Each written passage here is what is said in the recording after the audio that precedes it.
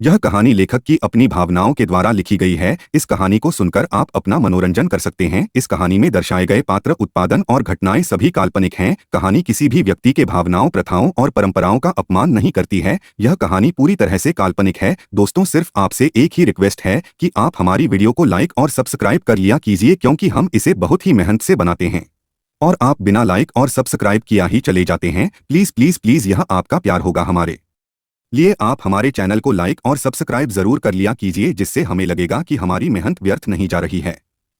71 टीना ने आखिर दिखा ही दिया विक्रम को अपना असली चेहरा। अब तक दूसरी तरफ एक रूम में वो नीली आंखों वाला लड़का बेड पर लेटा हुआ था। उसके सामने राणा अपना सिर झुकाए खड़ा था और कुछ लोग जो देखने में डॉक्टर से कपड़े पहने हुए थे, वे उसके लोगे के हाथ को देख रहे थे और कोशिश कर रहे थे उसे ठीक करने का। क्या हुआ, इतना समय क्यों लग रहा है? वो लड़का चिढ़ते हुए बोला। तो उसके हाथ की जांच करने वाला आदमी बोला, बॉस आपके हाथ को थोड़ा ज्यादा नुकसान पहुंचा दिया है, लेकिन आप चिंता ना करें, हमें टाइम दे, हमें थोड़ी देर में ठीक कर देंगे। जिसे सुनकर वो नीली आंखों वाला लड़का बोला, तो जल्दी करो ना यार, मुझे उस लड़की से बदला लेना। तभी राणा बोला, छोटे बॉस, मैंने आपसे बोला था कि उस लड़की को हल्के में मत लेना। वो और जैसी लड़की नहीं है, बहुत खतरनाक और चालक है। अगर उसे चोट नहीं लगी हुई होती तो वो आपको और नुकसान पहुंचा सकती है। और अच्छा हुआ आपने अपना चश्मा नहीं निकला, वरना उसे आपके आंखों का राज पता चल जाता तो बहुत बड़ी प्रॉब्लम खड़ी हो सकती थी। राणा उस लड़के की आंखों को देखकर बोला, जो बहुत ज्यादा नीली थी कि इंसान की इतनी नीली आंखें होना मुश्किल है, लगता है जिसे उसके हाथ की तरह उसकी आंखों का भी कोई राज है। राणा की बात सुनकर वो लड़का बोला, अरे अंकल, आप मुझे कम समझ रहे हैं। वो तो मैंने अपनी पूरी शक्ति का उपयोग किया नहीं, क्योंकि मुझे वहां से जाने की पड़ रही थी, वरना उसी समय उसका हत्या कर देता। पर मुझे उसके साथ मजे भी करना था पहले, इसलिए भी मैं उसे नहीं मारना चाहता था। और रही मेरे आंखों के बारे में जानने का, तो वो नहीं जान पाएगी, और जब जान लेगी तो उसकी जान लेना बहुत जरूरी हो जाएगा। राणा हाँ मैं सिर हिला देता है। तभी वहां एक आदमी आकर बोला, बॉस, नीचे हॉल में विक्रम सर और उनकी टीम आई और वो बिग बॉस से मिलने को बोल रहे हैं। जिसे सुनकर राणा उस लड़के से बोला, मैं देखता हूँ। इतना बोल वो उसे आदमी के साथ चला जाता है। उसके जाते हुए वो नीली आंखों वाला लड़का उन डॉक्टर से बोला, तुम और तुम्हारी टीम का काम कहाँ तक पहुंच गया है? जिसे सुनकर वो एक आदमी बोला, बॉस, उसमें अभी टाइम और लग जाएगा। आपके डीएनए से काम में तेज तो आ गई है, लेकिन फिर भी सभी को फिर से जांच करनी। तभी वो नीली आंखों वाला लड़का उसका गाला पकड़कर बोला, ये सब मुझे नहीं पता, मुझे मेरी जैसी टीम चाहिए जिससे मैं इस दुनिया पर राज कर सकूं। वो आदमी अपना गाला छोड़ते हुए वो बोला, 6 महीना और दे दो बॉस, उसके बाद आप और आपके जैसे कई सारे लोग होंगे जिन्हें कोई नहीं हरा पाएगी। जिसे सुनकर वो नीली आंखों वाला लड़का उसे दूर धक्का देकर बोला, तो फिर जाओ यहाँ से और मेरा वो काम करो जल्दी से जल्दी, मुझसे अब और इंतजार नहीं होता है। इतना बोल वो अपने उसे हाथ को देखने लगा था, जो अब सही हो गया था। वे सफेद कोट पहने आदमी हाँ में सिर कर वहां से चले जाते हैं। इनके जाने के बाद वो लड़का अपना हाथ सामने टेबल की तरफ करता है, तो उसका हाथ बड़ा होने लगता है। ये देख वो खुश हो जाता है और फिर टेबल पर रखे पानी के गिलास को उठा, उसे अपने नाखून में लगती बेल्ट से काटकर गिलास के 2 टुकड़े करके बोला, इस गिलास के बाद अब तुम्हारी बारी में आ रहा है बेबी। इतना बोल वो अपना हाथ सही कर बेड से खड़ा होकर रूम से बाहर आता गए, तो वो हॉल में देखता है तो विक्रम राणा सी बोल रहा था कि वो उसकी टीम उस खूनी को पकड़ने चाहते हैं। जिसे सुनकर वो सीढ़ियों से नीचे आते हुए बोला, तो तू मुझे पकड़ना चाहता है? जिसे सुनकर विक्रम और उसकी टीम एक हैंडसम लड़के को सीढ़ियों से नीचे आते हुए देखते हैं और सभी कंफ्यूज हो जाते हैं कि वो कौन है। अब आगे सभी को शौक देखकर वो नीली आंखों वाला लड़का जाकर सबके सामने सोफे पर बैठकर बोला, हाँ तो ये रहा मैं, मुझे पकड़ लो। जिसे सुनकर सभी कंफ्यूज हो जाते हैं, तो राणा विक्रम से बोले, ये छोटे लॉस बिग बॉस के पोते, अब से यही हम सबके बॉस। और हाँ, जिसे तुम पकड़ने की इज्जत लेने आए थे वो यही है, इन्होंने ही कल रात को उस लड़की और उसे लड़के को मारा। जिसे सुनकर सभी शौक रह जाते हैं। विक्रम फिर माफी मांगता है उस लड़के से, तो राणा बोला, कोई बात नहीं, लेकिन अब तुम सबका ये काम है कि छोटे बॉस जिसका भी खून करे तो उनकी मदद करना तुम्हारा काम है। उन्हें कोई पकड़ना चाहिए और इनके खिलाफ सबूत भी मिटा दिया करो। जिसे सुनकर सभी हैरान हो जाते हैं। अब उनके इस दिन आ गए हैं कि वे लोग किसी खूनी की मदद करेंगे, वो खून करेगा और उनका काम होगा उसकी मदद करना। इस समय सभी लग रहा था कि उन्होंने इस टीम में जोड़कर सबसे बुरा काम किया है। तभी वो नीली आंखों वाले लड़के की नजर टीना और राशि पर पड़ती है, तो उन्हें देखकर बोला, वाह, ये दोनों लड़की भी इनकी टीम में। जिसे सुनकर टीना और राशि डरने लगती है और राशि विनोद और राम के पीछे छुप जाती है। लेकिन टीना को ये लड़का पसंद आ गया था और वैसे भी विक्रम से पहले वो कई लड़कों के साथ सो चुकी है, तो उसे एक साथ खुद भी बुरा लगने लगा था। और अजय के साथ भी तो कितना सोई थी होटल रूम में, विक्रम को इस बारे में कोई खबर नहीं थी। नीली आंखों वाला लड़का जब देखता है कि ये लड़की उससे नहीं डर रही है, तो वो खुश होकर उसे अपने पास आने का इशारा करता है। तो विक्रम जो ये देख रहा था, वो टीना के आगे आकर अपना सिर नीचे करके बोला, बॉस वो मेरी।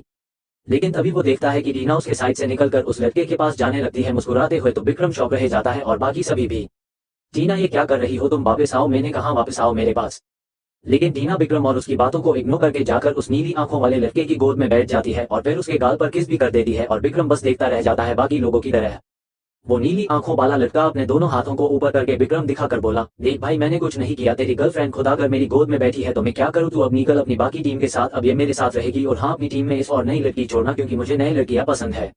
जिसे सुनकर सभी विक्रम को देखते हैं, जो नम आंखों से देख रहा था, जिसे देखकर वो लड़का गहरी सांस लेकर टीना को एकदम से किस करने लगता है तो टीना उसका साथ देने लगती है, जिसे देख बाकी लोग तो अपना अपना सिर नीचे कर लेते हैं। लेकिन विक्रम सिर्फ टीना को देखे जा रहा था। वो यही लड़की थी जिसके लिए उसने मोना को मारा था। इसकी बात पर विश्वास करके वो यही लड़की थी जिसकी वजह से उसने मोना को धोखा दिया था, और वो यही लड़की थी जिसके लिए वो खुद को लकी समझता था कि टीना जैसी लड़की पास है। वो लड़की उसके सामने ही किसी और गोद में बैठकर उसे किस कर रही है।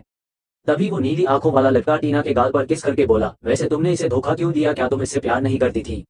जिसे सुनकर सभी टीना का देखते हैं। सभी को विक्रम के लिए बुरा लग रहा था। टीना गहरी सांस लेकर फिर विक्रम को देखकर बोली, प्यार तो टीना किसी से नहीं करती थी। मेरी लाइफ बहुत मर्द आए और चले गए, मुझे किसी से प्यार नहीं था। उन्हें मेरी जरूरत थी और मुझे उनकी, उन्होंने अपनी जरूरत पूरी की और मैंने अपनी ओर रही। इस विक्रम की बात तो इसके साथ सोना भी मेरी जिद थी। मैंने क्या कुछ नहीं किया इसके करीब आने के लिए। अजय के साथ गई रात निकाली, उससे भी काम नहीं बना तो अजय और अपनी तस्वीर लेकर उसमें अपनी शकल के मोना का चेहरा लगाना और फिर इस विक्रम को दिखाई तो ये पागल उसे सच मानकर अपने प्यार मोना का खून कर मेरे साथ बेड पर आ गए और हमने बहुत एंजॉय किया। अब इसका मन में साथ नहीं लगता और मुझे भी कोई अच्छा मर्द चाहिए था। इससे भी अच्छा तो तुम्हें देखा तो वो भी मिल गया, बस तो अब ये मेरे कोई काम नहीं है। जा रहो अपनी मोना के लिए। टीना गुस्से से विक्रम से बोली और उसे जाने का इशारा करती है। विक्रम और बाकी सब हैरान थे। विनोद गुस्से से विक्रम से बोला, देखा मैंने तुझसे बोला था कि तूने गलती की, मोना जैसी लड़की को मारकर अब देख तूने क्या कर दिया, और इसके लिए किया था तो ये तो एक नंबर की बदचलन औरत है, छी। जिसे सुनकर टीना गुस्से से विनोद को देखकर बोली, तू भी निकल, तुम भी कोई दूध के धुले इंसान नहीं। विनोद, मेरे पास तुम सबके काले कारनामा के सबूत है, तुम लोग एक दूसरे को धोखा दे रहे हो। जिसे सुनकर राशि राम को देखती है और वो उसे और विनोद राशि को। तभी विक्रम पलट कर जाने लगता है, जिसे देख बाकी तीनों भी एक नजर टीना को देखकर पलट कर जाने लगते हैं। इनके साथ ही वो लड़का टीना को गोद में उठाकर बोला, वैसे मुझे नए लड़की के साथ मजा आता है, लेकिन चल पहले तुझे ही देखता है। आज के बाद अब तू किसी मर्द को धोखा देने के लायक नहीं होगी। टीना उसकी बात का मतलब ना समझकर उसके गाल पर किस करके बोली, अरे बेबी मैं तुम्हें कभी धोखा नहीं दूंगी, सच्ची। जिसे सुनकर वो लड़का बस मुस्कुरा देता है और फिर उसे अपने रूम लेकर जाकर बेड पर फेंक कर डोर बंद कर देता है और वापस पलटकर टीना के को देखकर इसके पास आने लगता है तो टीना अपने कपड़े निकाल देती है और फिर उस लड़के का अपने ऊपर खींचकर उसके शर्ट निकालने लगती है। लेकिन तभी कुछ ऐसा होता है कि टीना की चीख निकल जाती है और फिर उसकी दर्द भरी आवाज सुनाई देती है। इस एपिसोड को समझने के लिए पीछे का एपिसोड जरूर सुनने और इसी तरह की और भी रोमांचक स्टोरी को सुनने के लिए हमारे चैनल एसएस एक्सप्लेनर को लाइक और सब्सक्राइब कर लें। अब एपिसोड में आगे। 72 किडनैप और मोना से माफी। अब तक तभी वो नीली आंखों वाला लड़का टीना के गाल पर किस करके बोला, वैसे तुमने इसे धोखा क्यों दिया, क्या तुम इससे प्यार नहीं करती थी। एक छोटे से हॉस्पिटल से एक लड़की बाहर आती, अपने हाथ में बहने घड़ी में टाइम देखती है। रात के 12 बजने वाले थे। यार बहुत लेट हो गई, मैं पता नहीं अब टैक्सी मिलेगी भी की, और पता नहीं मेरे साथ ही ऐसा क्यों होता, जब भी घर जाने की जल्दी सोच रही होती हूँ उसे दिन इतने ज्यादा मरीज आ जाते हैं जिसके सीमा नहीं है। वो लड़की सुनसान रास्ते पर चलते बोले जा रही थी, साथ में वो देख रही बार बार पलट की कोई टैक्सी आ रही है या नहीं। ये भगवान मेरे साथ ऐसा होता है। मॉम बोलना कि आज मुझे देखने वाले आएंगे, शाम को तो घर जल्दी पहुंच जाऊं, लेकिन फिर लेट हो गई। अब तक वे चल गए होंगे और सोच रहे होंगे कि ऐसी लड़की से कौन शादी करेगा जो आधी रात तक घर से दूर रहती है अपने काम के वजह से। वो लड़की यही बोली जा रही थी, तभी उसके पास एक टैक्सी निकल रही थी जिसे आवाज लगाकर वो रोक लेती है। टैक्सी के आगे रुकते ही वो लड़की खुश होकर उस टैक्सी के पास आकर सीधी बैठ जाती है और फिर टैक्सी ड्राइवर कर रहे आदमी से बोली, चलो भाई। जी मैडम, इतना बोल वो टैक्सी को आगे बढ़ा देता है। वो लड़की फिर अपने फोन को चालने लगती है। वो टैक्सी ड्राइवर आईने में उस लड़की को देख रहा था बार बार, जिसका एहसास होते ही वो लड़की अपना सिर ऊपर करके बोली, प्लीज यार टैक्सी चालने पर ध्यान दो ना, आपको पता भी मैं कितना लेट हो चुकी हूँ घर जाने के लिए। जी मैडम। फिर यही बोल वो आदमी टैक्सी ड्राइवर करते हुए पीछे बैठी लड़की को देख रहा था। अब वो लड़की इसे इग्नोर करने लगती है और फोन चलाने पर ध्यान देती है। वो रात के समय किसी से पंगा नहीं लेना चाहती थी फालतू, पता नहीं ये गुंडे जैसे शकल का आदमी इसके साथ क्या कर दे। कुछ देर बाद वो लड़की देखती है कि 1 घंटा होगा लेकिन अभी तक उसके घर की गली नहीं आई, तो वो अपना सिर ऊपर करके टैक्सी बाहर देखकर बोली, अरे आप मुझे कहाँ लेकर आ गए भाई, ये मेरे घर का रास्ता नहीं है, प्लीज आप टैक्सी को मोड़ दीजिए। जिसे सुनकर वो टैक्सी ड्राइवर बोला, नहीं मैडम बिल्कुल सही रास्ता है और ये टैक्सी अब अपने मंजिल पर जाकर ही रुकेगी। जिसे सुनकर उस लड़की के माथे पर पसीना आ जाता है, लेकिन वो अभी भी नॉर्मल होने का नाटक कर मुस्कुरा कर बोली, क्या भाई क्यों मजाक कर रहे हो, प्लीज जल्दी चलो ना, घर मॉम डैड परेशान हो गए। जिसे सुनकर वो टैक्सी ड्राइवर जोर जोर से हंसते हुए बोला, बिल्कुल नहीं, अब तुम कभी घर जा पाओगी, समझी। जिसे सुनकर वो लड़की कभी डरने लगती है और फिर कुछ सोचकर डोर खोलने को होती है तो डोर लॉक थे, यानी वो फंस चुकी है। फिर कुछ सोचे अपने बैग को धीरे से चैन खोल, उसमें एक पतली लेजम रखी थी जिससे मरीज को बोतल चढ़ाई जाती है और वो उसे निकाल लेती है और टैक्सी चला आदमी के गले में फंसाकर उसका गला दबाकर टैक्सी मोड़ पीछे, वरना यही तेरा खेल खत्म कर दूंगी, समझे, मुझे कमजोर लड़की मत समझना, समझे। वो आदमी अपने गले से उसे लेजम दूर करने की कोशिश कर रहा था। उसे ऐसा लग रहा था कि वो बस मरने वाला। तभी लड़की के सीट से पीछे एक सीट से एक आदमी उठकर उस लड़की के मुंह पर कपड़ा लगा देता है और जब तक कुछ समझती तब तक देर हो चुकी थी और वो वही बेहोश होकर सीट पर गिर पड़ती है, जिससे उसके हाथ लेजम छूट जाती है और वो टैक्सी ड्राइवर जोर जोर खसते हुए पीछे बैठे आदमी से बोला, साले इतनी देर से क्या कर रहा था, कुछ देर और करता तो मेरी लाश मिलती और फिर वाइफ को तू क्या जवाब देता। जिसे सुनकर वो लड़का जो सीट पर लेटी लड़की को घुरे जा रहा था वो उसे देखकर बोला, वो समझदार है, तुझे भूलकर किसी और से शादी कर लेती, समझे। जिसे सुनकर वो टैक्सी ड्राइवर गुस्से से उसके मुंह पर मुक्का मारने की कोशिश करता हुए बोला, साले एक तेरी मदद की इस लड़की को किडनैप करने में, ऊपर से दूर ऐसा बोल रहा है, साले भूत बन दोनों को नहीं छोड़ता। उसकी बात पीछे वाला हंसते हुए बोला, अच्छा यार सॉरी, अब चल यहाँ वरना किसी ने देख लिया तो मुसीबत हो जाएगी। ओके चल रहा हूँ, पर इस लड़की ने मुझे भाई बोला तो ज्यादा परेशान मत करना उसे, समझे। जिसे सुनकर वो लड़का उस लड़की को देखकर बोला, परेशान में नहीं, ये खुद हो जाएंगी, अब अपनी लाइफ से इस अब जिंदगी से अच्छी मौत लगेगी, ऐसा कुछ होगा इसके साथ। जिसे सुनकर वो आदमी टैक्सी चालू कर उसे आगे बढ़ाकर बोला, इतनी भी बड़ी गलती नहीं की यार बेचारी ने, तू बीच में मत आना, समझे। इसने कितनी बड़ी गलती या क्या किया वो मैं देख लूंगा, अभी तू टैक्सी को जल्दी वहां लेकर चल। ओके चल तो रहा हूँ, साला हर कोई मुझे सच में ड्राइवर समझने लगता है। लेकिन पीछे बैठा लड़का उसे लड़के की बात को इग्नोर कर रहा था और सीट पर बैठी लड़की को घुरे जा रहा था, जिसे वो अभी ही इसका खून कर देगा। कुछ देर बाद टैक्सी एक पुरानी बिल्डिंग के आगे रुकती है जो देखने में लग रही थी अब वहां कोई नहीं रहता होगा। टैक्सी को साइड में लगाकर जब वो आदमी बाहर आता है तब तक तो पीछे बैठा आदमी उस लड़की को उठाकर अंदर ले जाने लगता है, जिसे देख वो आदमी गहरी सांस लेकर बोला, पता नहीं अब ये पागल लड़का क्या करेगा इसके साथ, खेल मुझे क्या, मुझे अपनी वाली के पास जाना, पता नहीं उसे नींद आ रही होगी भी या नहीं। इतना बोल वो भी उस बिल्डिंग में चला जाता है। अंदर जाने पर पता चलता है कि अंदर से बिल्कुल नए घर जैसा है। वो लड़का उस लड़की को अपने गोद में ली ही सीढ़ियों से अपने रूम में लेकर डोर बंद कर लेता है, जिसे देख वो दूसरा आदमी उसके पास वाले रूम का डोर धीरे से खोलकर देखता है। अपनी बीवी को अभी सोता देखकर वो राहत की सांस लेकर बोला, चलो यार ये अच्छी बात है कि बीबी जी सो रही है। इतना बोल वो अंदर आकर धीरे से डोर बंद करके और फिर धीरे धीरे कदमों से बेड पर आकर लेट जाता है सीधा, और फिर अपनी आंखें बंद कर लेता है मुस्कुरा कर। तभी उसके पास सो रही उसकी बीवी जी यानी नताशा अपने पति से चिपककर उसके सीने पर सिर रखे हुए बोली, अब भी आप कहाँ गए थे इतनी रात को मुझे छोड़कर भला। जिसे सुनकर राघव एकदम से अपनी आंखें खोलकर अपनी बीवी जी को देखकर बोला, अरे आप सोई नहीं सभी तक क्या। नताशा अपने आंखें खोलकर उसके गाल पर किस करके बोली, कैसी बात कर रहे हो यार, मेरा पति घर से बाहर गया हो तो क्या मुझे चैन की नींद आएगी भला। जिसे सुनकर राघव उसे बाहों में भरकर उसके सिर पर किस करके बोला, अच्छा सॉरी वो मैं राहुल के काम से गया था। राहुल भाई को क्या काम था इतनी रात को भला, आप उनका नाम लेकर झूठ नहीं बोल रहे हैं ना मुंह से, हबी देखो सच सच बोलो कहीं कोई और तो। इतना बोल नताशा घुर के राघव को देखती है तो राघव की आंखें भी बड़ी बड़ी हो जाती है और जल्दी से नामे सिर हिलाकर बोला, नहीं नहीं सच में राहुल का ही काम था, वो लड़की थी डॉक्टर जिसने उसे पागल बनाकर स्पेक्टर अली को भगाकर हमारे पकड़वाने का प्लान बनाया था उसके साथ। तो राघव बेचारा उसी आग में जल रहा था, उसे बदला लेना ही नहीं था उससे, इसलिए मैं और वो उस लड़की को किडनैप करने गए थे। जिसे सुनकर अब नताशा शौक में होकर राघव को देखकर उठकर बोली, क्या आप मेरे पीठ पीछे इस काम करते हो, लड़कियों को किडनैप करने का क्या आपको ये सब करना अच्छा लगता है। अरे मैंने अपने लिए थोड़ी की थी वो तो राहुल, बस करो राघव, मुझे अब आपसे बात ही नहीं करनी बुरे इंसान।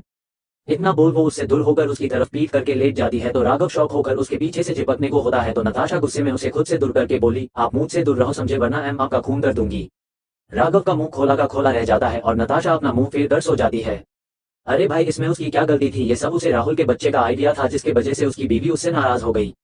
यही सोच वो राहुल को मन ही मन गाली देकर सो जाता है। और इधर राहुल वो लड़की यानी गीता को अपने बेड पर लिटाकर पहले कुछ देर घूरता है और फिर उसके कपड़े निकालने लगता है और फिर अपने भी उतार कर दोनों के कपड़े इधर उधर फेंक देता है। वो केवल इंटरव्यू में था और गीता केवल नीचे अंडर के 2 कपड़ों में थी जब राहुल चादर उठाकर उसके पास आकर उसे बाहों में भर लेकर बोला, वैसे मैंने सोचा था कि सच में तुम्हारे साथ ऐसा काम करूं, लेकिन क्या करूं, मुझ में तुम जैसी कोई आदत नहीं है। मुझे पता है कि एक लड़की के लिए उसकी इज्जत ही सब कुछ होती है डॉक्टरों गीता, लेकिन तुम जब सुबह उठाएगी तब मुझे कुछ बोलने की जरूरत ही नहीं पड़ेगी। तुम खुद समझ जाओगी कि हमारे बीच रात में क्या हुआ और तुम्हें खुद से नफरत होने लगी और तुम्हारी आंखों में दर्द देखकर मुझे खुशी होगी। इतना बोल वो उसे अपने सीने से चिपका कर सो जाता है। दूसरी तरफ एक ऊंची बिल्डिंग के छत के कोने पर एक आदमी खड़ा हुआ था और अपने आंखों में आंसू लिए अपने एक कदम आगे बढ़ाने वाला ही था, तभी कोई उसका हाथ पकड़कर पीछे खींचकर बोला, विक्रम सर ये आप क्या करने जा रहे थे। जिसे सुनकर विक्रम राशि से अपना हाथ छोड़ाकर बोला, छोड़ो मुझे मरना है, मुझे मेरी मोना के पास जाना है, मैं आ रहा हूँ मोना तुम्हारे पास। इतना बोल फिर आगे जाने लगता है तो इस बार विनोद उसका हाथ पकड़कर पीछे खींचकर उसके गाल पर 2 जोर जोर के थप्पड़ मारकर बोला, पागल हो गया है क्या तू विक्रम। राशि अपने मुंह पर हाथ रख लेती है। विनोद ने विक्रम को थप्पड़ मार दिया। राम भी साइड में खड़ा वो भी हैरान था, लेकिन विक्रम होश में नहीं था इसलिए विनोद ने ऐसा किया। और उसके ऐसा करते ही विक्रम वही घुटनों के बल बैठकर ऊपर देखते हुए बोला, मुझे माफ कर दो मोना, मुझे माफ कर दो प्लीज, मैंने तुम पर शक कर तुम्हें मार दिया, मुझसे बुरा इंसान कोई हो भी नहीं सकता इस दुनिया में। जिसे सुनकर सभी एक दूसरे को देखते हैं और फिर विनोद उसके कंधे पर हाथ रखकर बोला, हम भी दोषी है भाई बराबर के, हमने भी उसका साथ ना देखकर गलती की थी, इसलिए माफी तो हम भी उससे चाहिए। जिसे सुनकर राशि भी हाँ में सिर हिला देती है। राम को इस बारे में कुछ नहीं पता था, वो तो मोना के मरने के बाद इस टीम आया था, लेकिन अब उसे एहसास हो रहा था कि उसने अपनी लाइफ की सबसे बड़ी गलती की इस टीम में आकर जिन्होंने अपने साथी को मार दिया था और भी इन लोगों के पाप में साथ देने लगा है। यही सोच वो गहरी सांस लेता है और पलट कर चला जाता है। राशि की नजर उस पर पड़ जाती है। CH-73 रिया खतरे में और मौत का खेल क्या खेलेंगी मोना। अब आगे ओबरॉय विला में आदित्य मोना आरव के रूम में सो रहे थे। मोना आरव के साथ बेड पर और आदित्य सामने सोफे पर। उसे डर था कि कोई फिर उसकी वाइफ पर हमला ना करे, इसलिए वो उसे थोड़ा भी छोड़ने को तैयार नहीं था और उसे हाथ की चोट का भी डर था, इसलिए उसने बेड की जगह सोफे पर सोना पसंद किया था। मोना बोला कि वो उसके साथ सो जाए, लेकिन आदित्य को पता था कि अगर वो अपनी के पास सोया तो नींद में पक्का उसके करीब आएगा, जिससे वो उसके चोट में हाथ से दे सकता है, इसलिए उसने मना किया था और सोफे पर लेट कर सो रहा था। तभी कोई बालकनी में आ जाता है जो गार्ड के कपड़े पहने हुआ था और फिर अपने हाथ में लागे खून की चाट कर जीभ से मुस्कुरा कर बोला, खून ना मिले तो मेरा जीना मुश्किल हो जाए, अब तुम्हारी बारी लड़की। इतना बोल वो धीरे धीरे कदमों से बालकनी का डोर खोल कर देखता है तो रूम में अंधेरा था। जिसे देख वो अपने हाथ लगी एक घड़ी की लाइट से रूम में आ जाता है और फिर बेड के पास आकर देखता है एक वो लड़की चादर उड़कर सो रही थी, जिसे देख वो उसे गोद में उठाकर बोला, अब तुम गई काम से बेबी। इतना बोल वो बालकनी की तरफ जाने लगता है, तभी रूम का डोर खोलकर माया रूम की लाइट चालू कर अंदर आते हुए बोली, रिया क्या मैं तुम्हारे साथ सो। इतना बोल वो जेब सामने देखती है तो किसी अनजान आदमी को देख वे शॉक हो जाती है और फिर उनकी नजर रिया पर जाती है तो वो शॉक बोली, तुम कौन हो और मेरी बेटी को कहाँ लेकर जा रहे हो। रोया का चेहरा चादर से ढका हुआ था और उसके हाथ भी पीछे उसके पकड़े हुए थे, इसलिए इसकी नींद तो खोल गई थी लेकिन वो हिला नहीं पा रही थी और अपनी माँ की आवाज सुनकर रोते हुए बोली, मॉम बचाओ मुझे। जिसे सुनकर माया भागकर उस आदमी के पास आने लगती है, लेकिन उससे पहले वो आदमी किसी परछाई की तरह उनके आगे से निकल जाता है और बस देख रही जाती है और जब तक वे बालकनी की आती है तब तक वो आदमी रिया को लेकर नीचे पहुंचकर भाग रहा था। माया जोर जोर चीखने लगती है कि कोई उसके बच्ची को बच्चों, जिसे सुनकर मोना और आदित्य की नींद खोल जाती है और वो बालकनी की तरफ भागते हैं, जहां पहुंचकर देखते हैं उन्हें भी कोई बिल्ला के मेन गेट से बाहर जाते हुए दिखाई देता है जिसके हाथ में कोई था। मॉम क्या हुआ, आदित्य पास की बालकनी में खड़ी माया को देखकर बोला। तो माया, जिनके मुंह से आवाज नहीं निकल पा रही थी, वो गेट की तरफ इशारा करके रोए जा रही थी। कुछ देर बाद वो बोली, रिया को वो चश्मा वाला आदमी, जिसे सुनकर मोना और आदित्य शॉक हो जाते हैं। मोना आदित्य से बोली, आदित्य आप अंकित को कॉल करके इस बारे में बताओ, मैं तब तक इसका पीछा करती हूँ। जिसे सुनकर आदित्य कुछ बोलता उससे मोना वहीं से नीचे छलांग लगा देती है और फिर भागकर घर बाहर जाती है। प्रिया आराम से, आदित्य शौक से बाहर आकर बोला और वापस अंदर भागता है और अपना फोन लेकर रूम से बाहर माया से बोला, जो उसके पास आ चुकी थी, माँ आप आरव को देखना और हाँ विश्वास रखना, मैं अपनी बहन को कुछ नहीं होने दूंगा। इतना बोल वो सीढ़ियों से चला नीचे और अंकित कॉल कर उसे सब बताकर घर बाहर चला जाता है और माया रोते हुए रूम में चली जाती है। मोना जब मेन गेट से बाहर आता है तो उसे बहुत एक बाइक जाते हुए दिखाई देती है। मोना उसे देखकर बोली, ये आदमी बहुत खतरनाक है और जरूर वो मुझे लेने आया होगा, गलती से रिया को लेकर जा रहा है। यही सोच मोना अपना सिर पकड़ लेती है, अब क्या करे। तभी आदित्य उसके आगे कार रोक कर बोला, जल्दी बैठो अंदर प्रिया। मोना हाँ में सिर हिलाकर डोर खोलकर बैठ जाती है और आदित्य कार को तेज उस तरफ ले जाता है। दूसरी तरफ एक होटल रूम से अंकित बाहर निकलता है तो पायल उसके आगे कार रोक देती है, तो अंकित उसमें बैठकर डोर बंद कर देता और पायल कार को आगे बढ़ा देती है। आदित्य, अभी तुम लोग कहाँ हो, मुझे वहां की लोकेशन भेजो जल्दी। जिसे सुनकर आदित्य की आवाज आई, हाँ देता हूँ, हम उसका पीछा कर रहे हैं। इतना बोल वो अपना फोन मोना को देता है तो मोना अंकित को लोकेशन भेज देती है, जिस देखकर अंकित बोला, ओके उसका पीछा करते रहो, हम भी तुम्हारे पीछे, वो साला आज बचना नहीं चाहिए। जी सर। इतना बोल पायल उठकर साइड होती है और अंकित उसके पीछे से कार चलाते हुए सामने अपना फोन रखकर तेजी से कार को उस तरफ भागता है।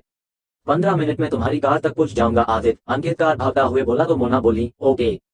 और फिर वो आदित्य से बोली, आदित्य कार मुझे चलाने दो। जिसे सुनकर आदित्य हैरान होकर उसे देखने लगता है और इधर पायल भी अंकित को देखती है कि उसने उसे क्यों कार नहीं चलाने दी, क्या वो कार नहीं चला सकती थी। नहीं, तुम मुझसे अच्छी कार नहीं चला सकती पायल, क्योंकि मैं तुम्हारा सीनियर हूँ। पायल बुरा सा मुंह कर बोली, बस यही बोलकर हर बार आगे खुद होकर मुझे पीछे कर देते हो। तुम मुझे कार चलाने पर ध्यान देने दो पायल, अंकित आगे देखकर को भागते हुए बोला। तो पायल उसे घूर के देखकर बोली, हाँ तो मैंने कब आपके हाथ पकड़े सर, मैं तो चुपचाप बैठी हूँ। जिसे सुनकर अंकित कार की स्पीड बढ़ाकर बोला, हाँ पता कितनी चुप बैठी हो तुम। पायल बुरा सा मुंह बना लेती है और इधर आदित्य बोला, प्रिया में कर रहा है कार ड्राइव, फिर क्यों तुम्हें चलना है, और वैसे भी तुम्हारे हाथ में चोट लगी है ना, भूल गई। वो ठीक आदित्य, आप मुझे चलने दो बस। इतना बोल मोना जाकर सीधी आदित्य की गोद में बैठकर कार की स्पीड बढ़ा देती है। आदित्य शौक होकर अपनी वाइफ को देखता रहता है, ये क्या था यार। लेकिन फिर उसे मजा आने लगता है और कमर से मोना को पकड़कर बोला, ये सही है यार। मोना घुरे के आदित्य को देखती है और फिर सिर हिला सामने देख कार भगाने लगती है। आदित्य मुस्कुरा देता है। मोना कार को भगाने पर ध्यान दे रही थी और आदित्य उसकी कमर पर हाथ फेर रहा था, क्योंकि मोना के गोद में बैठने से उसके नीचे भाग में परिवर्तन आ रहा था और यही वजह थी कि खुद पर कंट्रोल नहीं कर पा रहा था। मोना अपने दांत पीसते हुए बोली, आदित्य ये क्या, खुद को कंट्रोल करो यार, देख नहीं रहे हो हमारी रिया की जान खतरे में है। हाँ पता, लेकिन मैं क्या करूं, मुझसे नहीं हो रहा है, मेरे हाथ खुद आपकी कमर पर चल रहे हैं। जिसे सुनकर मोना उसे इग्नोर करके सामने देखती है तो वो आदमी की बाइक इन्हें से कुछ दूरी पर थी, जिसे देख मोना और स्पीड बढ़ा देती है। आराम से प्रिया में भी बैठा हुआ तुम्हारे साथ। जिसे सुनकर मोना उसे देख देती है और फिर सामने देखती है। अंकित की कार भी उनके पीछे आ गई थी। ये लड़की आपसे भी अच्छी कार चला लेती है सर। पायल सामने भाग रही कार को देखकर बोली, तो अंकित उसे घूर के देखता है और कार की स्पीड बढ़ा देता है। वो नीली आंखों वाला लड़का जब देखता है कि 2 कार उसका पीछा कर रही है तो वो अपनी बाइक को रोड से नीचे मोड़ देता है, एक कच्चे रास्ते की तरफ। जिसे देख मोना अपनी कार के ब्रेक लगाने लगती है, लेकिन तब तक कार बहुत आगे पहुंचे गई थी और मोना फिर अपनी कार मोड़ कर बोली, आदित्य प्लीज आप अपनी सीट पर जाओ, मुझे प्रॉब्लम हो रही है। जिसे सुनकर आदित्य हाथ में सिर हिलाकर साइड हो जाता है और फिर अपने मेन पार्ट को दबा देता है। मोना बस गहरी सांस लेती है, इसका आदमी का कुछ नहीं हो सकता। अंकित के पास मोना की कार निकलती है तो पायल कंफ्यूज होकर बोली, ये अपनी कार को पीछे क्यों ले जा रही है अब। अंकित अपनी कार भी धीमी कर उसे पीछे मुड़ कर बोला, रोको, उससे पूछकर बताता हूँ तुम्हें।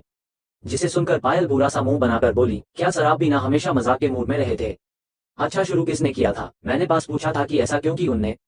अंकित पायल को बात को इग्नोर करके देखता है तो आदित्य की कार को मेन रोड से नीचे उतरता देख बोला, ये अपनी कार को नीचे क्यों उतार रही हूँ। अंकित घुर के उसे देखता है और अपनी कार को नीचे उतार देता है। अब कच्चे रास्ते पर दिनों भर चल रही थी अंधेरी रात में। मोना को प्रॉब्लम आ रही अब कार चलाने में कि रास्ता खराब था, वही सामने बाइक वाला बाइक को तेजी से ले जा रहा था। ये कहाँ लेकर जा रहा है यार हमें, मोना बोली। तो आदित्य थोड़ा सोचकर बोला, कहीं ये सब इसका प्लान तो नहीं है जिसमें हम फंस रहे हो। जिसे सुनकर अंकित बोला, हो सकता आदित्य, लेकिन हमारे पास और कोई रास्ता नहीं वरना तुम्हारी मासूम बहन की जान जाएंगी। अंकित की बात सुनकर मोना बोली, कोई बात नहीं, हम उसे उसके जाल में फंसा कर मारेंगे, लेकिन उसकी मौत तय है आज मेरे हाथों। इतना बोल कार की स्पीड बढ़ा देती है और इसके पीछे अंकित भी। दोनों कार ऊंचाई पर जा रही थी, ऊपर पहाड़ी पर कच्चे रास्ते, अब बाइक नहीं दिखाई देती है तो मोना और आदित्य कंफ्यूज हो जाते कि वो कहाँ गया। मोना बोली तो अंकित बोला, वो सामने ही गया, तो बाइक के टायर के निशाने देख रहे हैं रोड पर। जिसे सुनकर मोना नीचे देखकर बाइक के टायर का निशाने का पीछा करती है और उसके पीछे अंकित की कार भी। थोड़ी देर बाद दोनों कार रुक जाती क्योंकि आगे रास्ता नहीं था। मोना, आदित्य, अंकित और पायल सभी कार से उतरकर आगे आकर देखते हैं तो एक बड़ा सा गड्ढा था जिसे देखकर सभी की आंखें बड़ी बड़ी हो जाती है कि वो कोई छोटा या आम गड्ढा नहीं बल्कि मौत का कुआं था, और जिसकी दीवार पर वो आदमी बाइक चला रहा था और नीचे बीच में एक लड़की खड़ी जो रोते हुए उस आदमी के हाथ से बच रही थी जिसमें बैल थी। ये देखकर पायल अपने मुंह पर हाथ रखकर अंकित और बाकी सबको देखती है जो खुद शौक खड़े थे। ये क्या, अब हम क्या करें, पायल बोली। सच में सब इसका प्लान था। अंकित अपने माथे से पसीना साफ करके बोला। आदित्य के समझ नहीं आ रहा था कि अब कैसे बचाए रिया को। तभी वो नीली आंखों वाला लड़का जोर जोर से हंसते हुए बोला, अरे बेबी तुम वहां क्यों खड़ी हो, आओ मेरे पास और बचा लो इस लड़की को, खेलो मेरे साथ मौत का खेल, अगर तुम जीत गई तो मैं मर जाऊंगा और मैं जीत गया तो तुम सब मरोगे। इतना बोल वो जोर जोर से हंसने लगता है। आज के लिए बस इतना ही। Bye. https skeptical smiley face pocketnovel.1link.mb/the/ICNRCK150 Shivani. New novel CH74 Ram के साथ प्यार का नाटक और मैं खेलूंगी मौत का खेल। और मोना फिर अपनी कार मोड़ कर बोली, आदित्य प्लीज आप अपनी सीट पर जाओ, मुझे प्रॉब्लम हो रही है। जिसे सुनकर आदित्य हाथ में सिर हिलाकर साइड हो जाता है और फिर अपने मेन पार्ट को दबा देता है। मोना बस गहरी सांस लेती है, इसका आदमी का कुछ नहीं हो सकता। जिसे सुनकर पायल बोली, मैं पूछकर बताओ, अब ये गायब हो गया। इतना बोल वो जोर जोर से हंसने लगता है। अब आगे राम के जाने के बाद राशि भी उसके पीछे चली जाती है। विनोद विक्रम को संभाल रहा था। विक्रम मैं तुझे बहुत नाराज था, लेकिन आज तेरी हालत देख तुझे पर केवल दया आ रही है यार। विनोद की बात सुनकर विक्रम अपना सिर ऊपर करके नम आंखों से आंसू देखने लगता है तो विनोद भी उसके पास बैठकर बोला, देख भाई तूने मोना के साथ बुरा किया तो देख आज तू कैसे हाल में। इस डेस्टिना के लिए तूने मोना जैसी लड़की को देखा दिया था ना यार, आज वो ही तुझे धोखा दे गई तेरी आंखों के सामने और तू कुछ नहीं कर पाया। विक्रम हाँ में सिर हिलाकर बोला, हाँ तूने सही बोला भाई, और शायद मैं इसी लायक था, मुझे मेरे किए की सजा मिली है।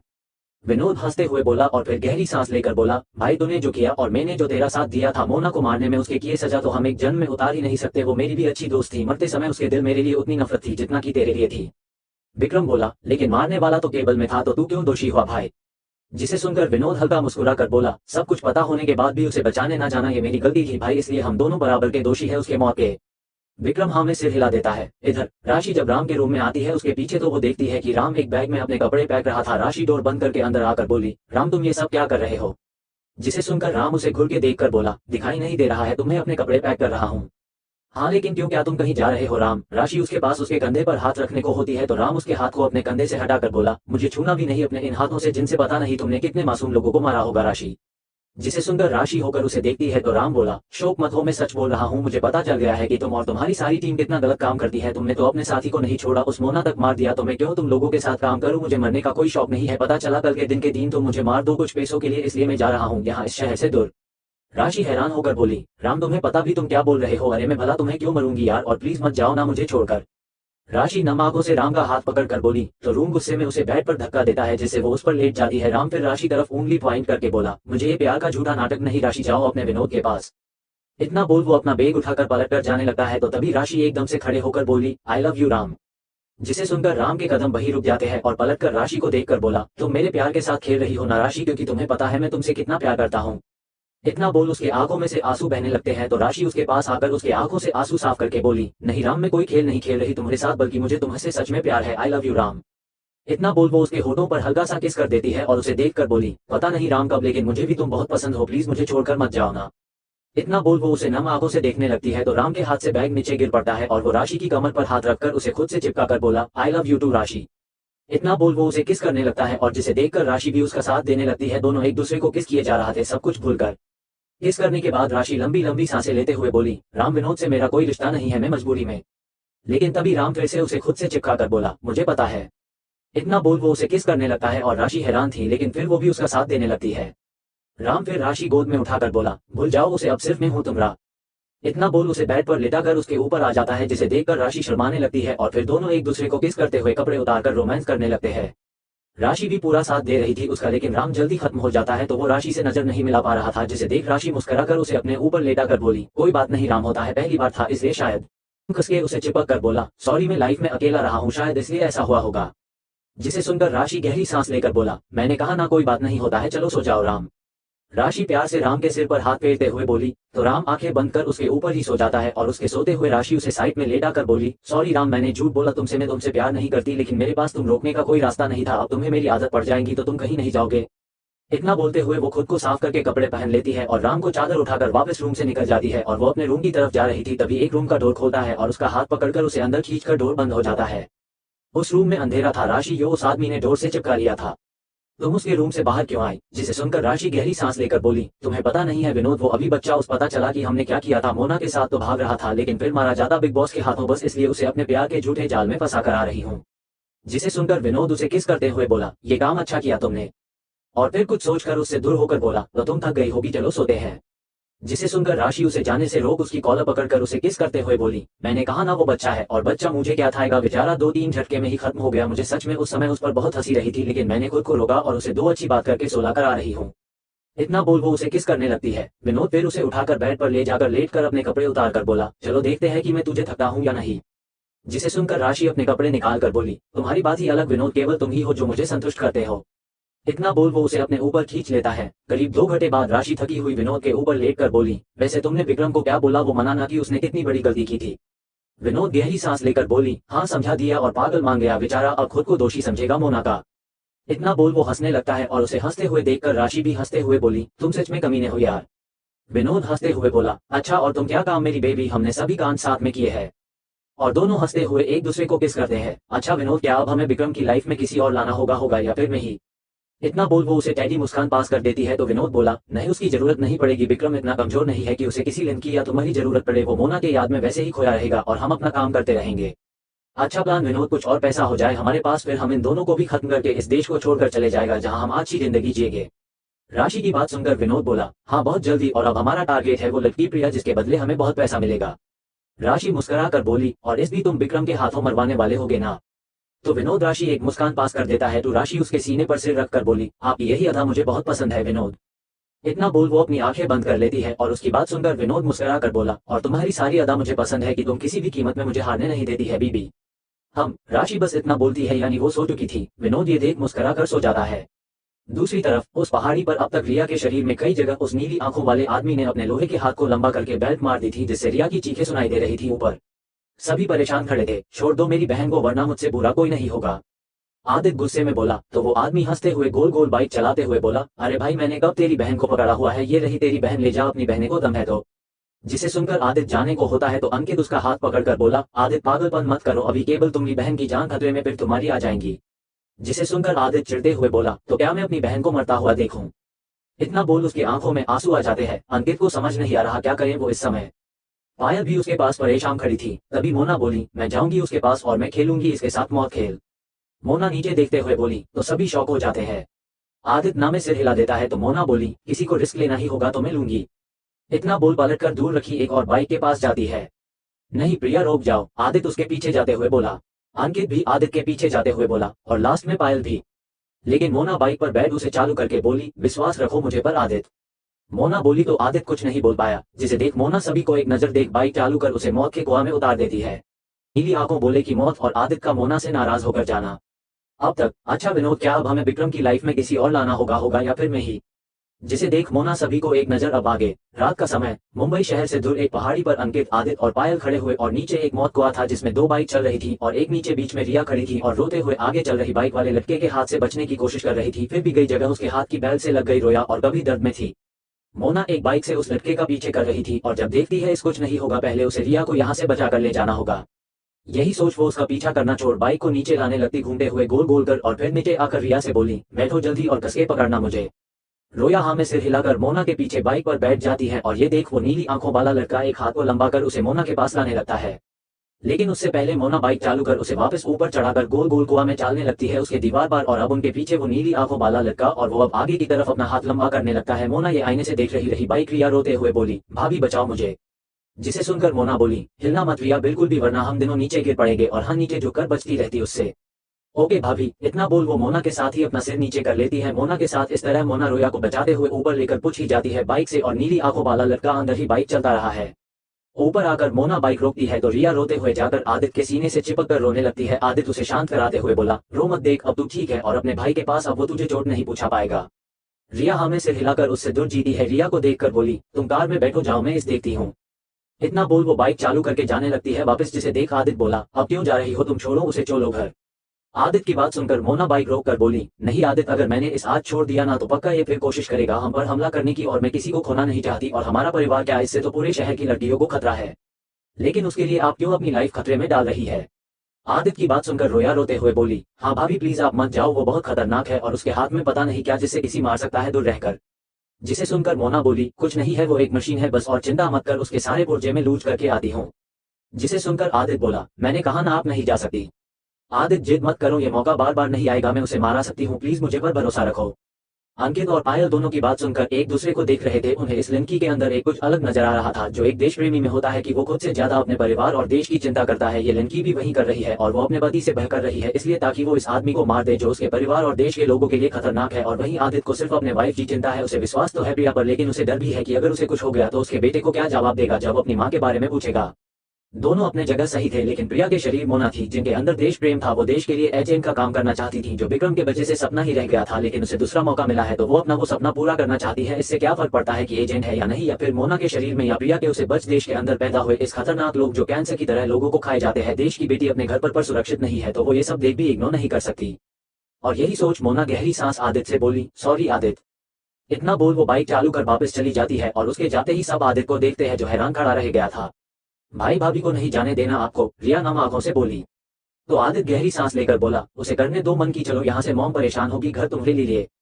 इतना बोल वो उसका हाथ पकड़कर उसे कार की तरफ ले जाने लगता है तो रिया पीछे देखते हुए बोली, लेकिन भाभी मैंने कहा उसे अपनी मन की करने दो, चलो यहाँ से। आदित्य कार का डोर खोलकर रोया को उसमें बैठा कर बोला और खुद आगे सीट पर बैठकर कार पीछे मुड़ करके जाता है। सर ये कैसे आदमी अपनी वाइफ को मुसीबत में छोड़कर जा रहा है। पायल आदित्य को ऐसा करते हुए देखकर बोली तो अंकित गहरी सांस बोला, उसे उसकी बहुत चिंता है और वो नहीं चाहता था कि इसकी वाइफ अपनी जान खतरे में डाले, लेकिन प्रिया ने उसकी बात ना मानकर उसे दुखी किया है और वो नाराज होकर ये देखना चाहता है कि वो बिल्कुल भी खुश नहीं था उसके ऐसा करने से। अंकित की बात सुनकर पायल बोली, जो भी हो सर, लेकिन इस समय उसे अपनी वाइफ के पास होना चाहिए था, रुकना तो चाहिए था, लेकिन जब तक पति पत्नी ये सब ना हो मजा नहीं आता है। इतना बोल वो नीचे देखने लगता है और पायल भी, जहाँ मोना और वो नीली आंखों वाला लड़का बाइक चला थे। वो नीली आंखों वाला लड़का मोना को नीचे गिरा देता अपने हाथ को लंबा करके, तो पायल और अंकित शॉक हो जाते हैं। मोना दर्द में नीचे पड़ी हुई थी, साइड में उसकी बाइक भी। वो बाइक वाला हंसते हुए बोला, बेबी तुम बहुत कमजोर हो यार, अब मरने के लिए तैयार हो जाओ। इतना बोल वो अपना हाथ उसकी तरफ बढ़ाने लगता है तो मोना उसके हाथ से बचकर खड़े होकर अपने हाथ को देखती है जहां से खून निकल रहा था। तभी उस नीली आंखों आदमी का हाथ तेजी से मोना की गर्दन की तरफ आने लगता है। प्रिया संभाल कर, अंकित की ऊपर से आवाज आए। तभी अंकित और प्रिया देखते हैं कि मोना नीचे झुककर उस आदमी का हाथ पकड़ लिया है और फिर उसे एक झटके के साथ खींचती है तो वो लड़का भी बाइक के साथ नीचे आकर गिरता है। उसे उठने का मौका मत दो प्रिया, यही इसका खेल खत्म करो यही। अंकित की आवाज सुनकर मोना सबसे पहले उसके हाथ को पकड़कर मोड़ने लगती है, लेकिन उसे दर्द भी होता क्योंकि वो तो लोहे का था, और एक झटके से मोना को दूर फेंक देता है और फिर खड़ा होकर बोला, लड़की बहुत हो गया बच्चों का खेल, अब मरने के लिए तैयार हो जा। मोना खड़े होती है और फिर भागकर उसके पास कार एक ऊंची छलांग लगाकर बोली, खेल तो अब तेरा खत्म समझे। इतना बोल मोना उसके चेहरे पर मुक्का मारने को होती है, तभी वो मोना की गर्दन पकड़ लेता है जिससे मोना ऊपर ही हवा में लटक जाती है। इतना बोल मोना उसके चेहरे पर मुक्का मारने को होती है, तभी वो मोना की गर्दन पकड़ लेता है जिससे मोना ऊपर ही हवा में लटक जाती है। तू मुझे मारेगी लड़की मुझे, इतना बोल वो हंसने लगता है और मोना उसके हाथ से खुद को छोड़ने की कोशिश करने लगती है, लेकिन हाथ थोड़ी था उसका, लोहे से बना हाथ था, उसे मोना थोड़ा भी नहीं हिला पा रही थी। ऊपर खड़े पायल ये देख अंकित से बोली, सर कुछ कीजिए वरना प्रिया मारी जाएंगी। जिसे सुनकर अंकित बोला, मैं क्या सकता हूँ भला। पायल शॉक होकर उसे देखकर बोली, ऐसा क्यों बोल रहे हैं सर, आपके पास बंदूक है ना। अंकित नामे सिर हिलाकर बोला, वो मैं भूल गया लाना जल्दी में। जिसे सुनकर पायल मुंह खोले उसे देखने लगती है तो अंकित बोला, हाँ कभी कभी सीनियर से भी गलती हो जाती है, तो मुझे ऐसा देखना बंद करो। और इधर वो नीली बाला लड़का मोना को हवा में यहाँ से वहां घुमा रहा था, इस दीवार से उस दीवार में मारकर। तुमने मेरे दादा को परेशान किया, लड़की उन्हें जाने से मारने की धमकी दी थी ना, अब मैं तुम्हें नहीं छोड़ने वाला हूँ। इतना बोल मोना को दूर फेंक देता है, मोना नीचे गिर पड़ती है और उसके मुंह से भी खून निकल रहा था। वो नीली आंखों वाला आदमी मोना के पास बैठकर बोला, तुम सच बहुत कमजोर लड़की। इतना बोल अपनी शर्ट निकालकर मोना के ऊपर आ जाता है। मोना ये देखकर उठने की कोशिश कर रही थी, लेकिन उसके शरीर में जान ही नहीं बची थी, सच में उसकी ये बॉडी कमजोर है। सर ये तो बहुत कमीना आदमी, प्लीज रोको इस। अंकित पायल की बात सुनकर सोच में पड़ जाता है और फिर अपनी कार की तरफ जाकर उसका डोर खोलकर उसमें से एक रोड और रस्सी निकालकर भागकर उसे कार से बांधकर दूसरा छोर अपनी कमर से बांधकर हाथ में रोड लिए पायल के पास बोला, ध्यान रखना रस्सी खुले नहीं। पायल हाँ में सिर हिलाकर बोली, हाँ सर, लेकिन आप करने क्या वाले हैं? तभी अंकित 2 कदम पीछे लेकर से उसे गड्ढे में छलांग लगा देता है। पायल बस देखती रह जाती है। नीली आंखों वाला लड़का मोना सीने पर हाथ रखने वाला था, तभी ऊपर से चीखने की आवाज आती है जिसे सुनकर वो सिर ऊपर करके देखता है। तब तक अंकित उसके सिर पर रोटी मार देता है जिससे वो नीली आंखों वाला लड़का वहीं गिर पड़ता है। मोना पास उसके सिर से खून बह रहा था। विनोद उसे छोड़कर मोना को देख बोला, क्या तुम ठीक हो? इतना बोल मोना की तरफ हाथ बढ़ता है। मोना उसका हाथ पकड़कर खड़े होकर बोली, मैं ठीक हूँ, लेकिन तुम इसी समय क्यों आए? पहल क्या मेरे मरने का इंतजार कर रहे थे? जिसे देखकर अंकित मुस्कुराकर बोली, हाँ मतलब नहीं, मैं सिर्फ देख रहा था कि तुम भी कितनी काबिलियत है। मोना उसे घूर के देख फिर नीचे बैठकर उस नीली आंखों के आदमी नाक पर हाथ रखकर बोली, सच्ची वैसे तुमने इसका जरूर खेल खत्म कर दिया। जिसे सुनकर अंकित बोला, मैं चाहता तो पहले ही ये कर सकता, पर देखना चाहता था कि तुम लड़ सकती वो इससे कि नहीं। मोना बस सिर हिला देती है और फिर उस नीली वाले आदमी के आंखों से चश्मा हटाकर देखती है तो दोनों रह जाते हैं। इसकी इतनी नीली आंखें क्यों है? तो मोना उसके खून को देखकर बोली, हाँ इसका खून भी आम इंसानों से अलग है, मुझे पुलिस को खबर करनी होगी। अंकित बोला तो मोना नामे सिर हिलाकर बोली, नहीं ये सही नहीं होगा, इससे मीडिया को भी पता चल जाएंगे। तो फिर मोना कुछ सोच कर बोली, क्या तुम कुछ दिन के लिए ये राज को राज रख सकते हो? इसकी मौत हो चुकी है। अंकित कंफ्यूज होकर बोला, लेकिन क्यों? क्योंकि मुझे लगता है इसका कुछ तो राज है जो हमें जानना जरूरी, क्या पता इस जैसे और भी हो, हमें पता करना इसकी बॉडी का राज, और उसके लिए हमें इस सबसे दूर रख इसके कांच करनी होगी। अंकित सोच में पड़ जाता है, लेकिन फिर कुछ सोचकर हमें सिर हिला देता है। इस एपिसोड को समझने के लिए पीछे का एपिसोड जरूर सुनने और इसी तरह की और भी रोमांचक स्टोरी को सुनने के लिए हमारे चैनल एसएस एक्सप्लेनर को लाइक और सब्सक्राइब कर लें। अब एपिसोड में आगे। गीता और राहुल मोना को दूर फेंक देता है। मोना नीचे गिर पड़ती है और उसके मुंह से भी खून निकल रहा था। वो नीली आंखों वाला आदमी मोना के पास बैठकर बोला, तुम सच बहुत कमजोर लड़की। अब आगे। नेक्स्ट मॉर्निंग सूर्योदय। राहुल के रूम में बेड पर राहुल सो रहा था और गीता उससे चिपक कर सो रही थी। दोनों के शरीर पर कम कपड़े थे, केवल नाम के। सूरज की धूप खिड़की के शीशे से होते हुए बेड पर पड़ रही थी और धीरे धीरे वो गीता के चेहरे पर पड़ती है तो गीता अपने आंखों के आगे हाथ करके पलट कर बोली, मम्मा जाओ प्लीज खिड़की की पर्दा लगा दो ना यार, मुझे सोने में प्रॉब्लम हो रही है, आपको पता ना मुझे हॉस्पिटल के देरी। इतना बोल उसे कुछ एहसास हुआ और अपने बॉडी पर हाथ हाथ फेरते हुए बोली, मेरे कपड़े।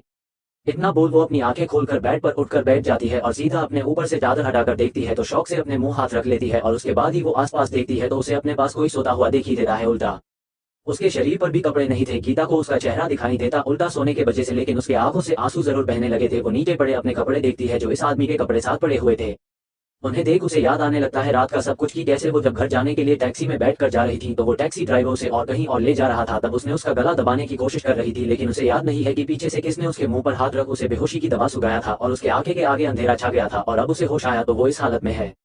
गीता फिर बेड से उठकर रोते हुए अपने मुंह पर हाथ रखे हुए जाकर अपने कपड़े उठाकर उन्होंने रोते हुए पहन लेती है और अपने कपड़े पहन ही रही थी तभी राहुल सीधा लेटकर बोला, बेबी कहाँ गई यार तुम? गीता जब उस आवाज को सुनती है तो शौक होकर बेड पर लेटे आदमी को चेहरे को देखकर बोली, राहुल तुम? जिसे सुनकर राहुल एकदम से आंखें खोल लेता है। उसकी तो कब नींद खुल गया थी जब गीता नींद में अपने मॉम से पर्दा लगाने को बोल रही थी, लेकिन वो जानबूझकर आंखें बंद करके लेटा रहा था और उसे एहसास हो चुका था कि गीता बेड से उठकर कपड़े पहन रही है। तभी तो वो सीधा होकर बोला कि बेबी तुम कहाँ हो? और अब जब गीता ने देख लिया कि उसके साथ रात वो सब करने वाला वो है तो उसका नाटक यही खत्म हो गया था, नींद में होने का। गीता को खुद से देख कर राहुल बोला, अरे बेबी तुम कपड़े पहनकर वहाँ क्यों खड़ी हो? इन्हें उतारो, अभी मेरा मन फिर से हो रहा है करने का, जल्दी आओ, एक राउंड और हो जाएगा। वैसे रात 2 राउंड में कब नींद आ गई पता ही नहीं चला, अब जल्दी आओ। राहुल बेड पर लेटे ही मुस्कुराकर गीता को अपने पास आने का इशारा करके बोला। तो गीता जो हैरान थी राहुल को देख और उसकी बात सुनकर वो नम आंखों से बोली, राहुल तुम इतने कमीने इंसान हो, मुझे नहीं पता था। छी तुम इस हद तक गिर गए कि एक लड़की को किडनैप करके उसके साथ बेहोशी में ही छी। गीता गुस्से में बोली और उसके आंखों से आंसू बह रहे थे तो राहुल पहले उसे कुछ देर देखता है वो उसे घुरे जा रही थी और फिर गहरी सांस लेकर उठ बैठकर बोला, देखो बेबी मैं कितना कमीना हुआ ये तुम पहले ही पता था, तभी तुम एक सच्ची और अच्छी नागरिक होने के नाते मुझे बेहोश करके इंस्पेक्टर अली और उसके साथी के साथ भाग गई और फिर पूरा प्लान बनाया ताकि मैं बुरा आदमी और मेरी पूरी फैमिली उस इंस्पेक्टर हाथों एनकाउंटर में मारी जाए, राइट? ये बोलते हुए राहुल के चेहरे पर टेढ़ी मुस्कान थी जिसे देख और उसकी बात सुनकर गीता शर्मानगी से अपना सिर नीचे करके बोली, वो बस। लेकिन उसके आगे बोलने से पहले ही राहुल एकदम से बेड से उठकर उसके तरफ गुस्से से कदम बढ़ाकर बोला, वो क्या डॉक्टर गीता? राहुल की गुस्से भरी आवाज सुनकर और उसे अपने पास आता देख गीता डरते हुए अपने कदम पीछे लेते हुए बोली, राहुल देखो मैं बोल रही हूँ ना कि मेरे लिए पहले देश है, तुम गलत के साथ यार मैं कैसे तुम्हारा साथ दे सकती थी? तुमने और तुम्हारी पहली ने पुलिस वालों को किडनैप करके एक रूम में बंद किया था, इसलिए मुझे उन्हें छोड़ना सही ना कि तुम जैसे अपराधी का साथ देखकर देश विरोध करना। और राहुल अपने इतने करीब देख वो डरते हुए बोली, राहुल हो जाओ मुझसे प्लीज वरना मैं पुलिस को बोला कर तुम्हें गिरफ्तार करा दूंगी। इतना बोल वो एक साइड से जाने को कोशिश करती है तो राहुल उस साइड दीवार पर अपना हाथ रख देता है उसे गुस्से से घूरते हुए, और दूसरी तरफ वो जाने लगती है तो राहुल दूसरी तरफ भी ऐसा ही करती है तो राहुल दूसरी तरफ भी हाथ रख लेता है। तो गीता राहुल को देख बोली, प्लीज मुझे जाने दो, पहले ही तुमने मेरे साथ बेहिशी में करके मेरी लाइफ खराब दी, अब तो जाने दो मुझे। जिसे सुनकर राहुल बोला, क्यों जाने दूं तुम, ताकि तुम यहाँ भी पुलिस लाकर मुझे और मेरी फैमिली को गिरफ्तार करा के इनाम ले सको। जिसे सुनकर गीता उसे हैरानी से देखती है तो राहुल अपने चेहरे पर मुस्कान लाकर बोला, क्या हुआ, तुमने क्या सोचा, मुझे इस बारे में नहीं पता चलेगा कि तुमने उस दिन जो भी किया वो पैसे के लालच में किया था, बाकी सब देश प्रेम सब बहाना था, राइट। गीता नामे सिर हिलाने को होती है तो राहुल गुस्से से उसका चेहरा एक हाथ से पकड़ा उसका मुंह दबाते हुए बोला, अब झूठ मत बोलना डॉक्टर गीता, मुझे तुम्हारी सारी सच्ची पता चल गई कि तुम पैसे के लिए किस हद तक जा सकती है, और मुझे उस दिन पहले ही समझना चाहिए था कि जो लड़की पैसे के लिए मेरे साथ कहीं भी जा सकती है वो और पैसे के लिए पुलिस के साथ क्यों नहीं मिल सकती है। गीता के आंखों से आंसू बह रहे थे और राहुल के हाथ को अपने चेहरे से दूर करने की कोशिश कर रही थी। तभी राहुल एकदम से अपने हाथों को हटाकर बोला, अब तुम्हारी यही सजा है डॉक्टर गीता की, अपनी बाकी उम्र इस रूम में और इस घर में निकालो और मेरी भूख मिटाओ। ने वो सब पैसे के लिए नहीं किया था वो तो। तभी राहुल उसे आंखें दिखाकर अपने होठों पर उंगली रखकर बोला, चुप, एकदम चुप, अब मुझे कोई सफाई नहीं चाहिए तुम्हारी डॉक्टर गीता, और रहो यहाँ चुपचाप और रात को मुझे खुश करने का काम करना, तब तक एक कोने में पड़ी रहो, यही तुम्हारी सजा है मेरे विश्वास को तोड़ने की।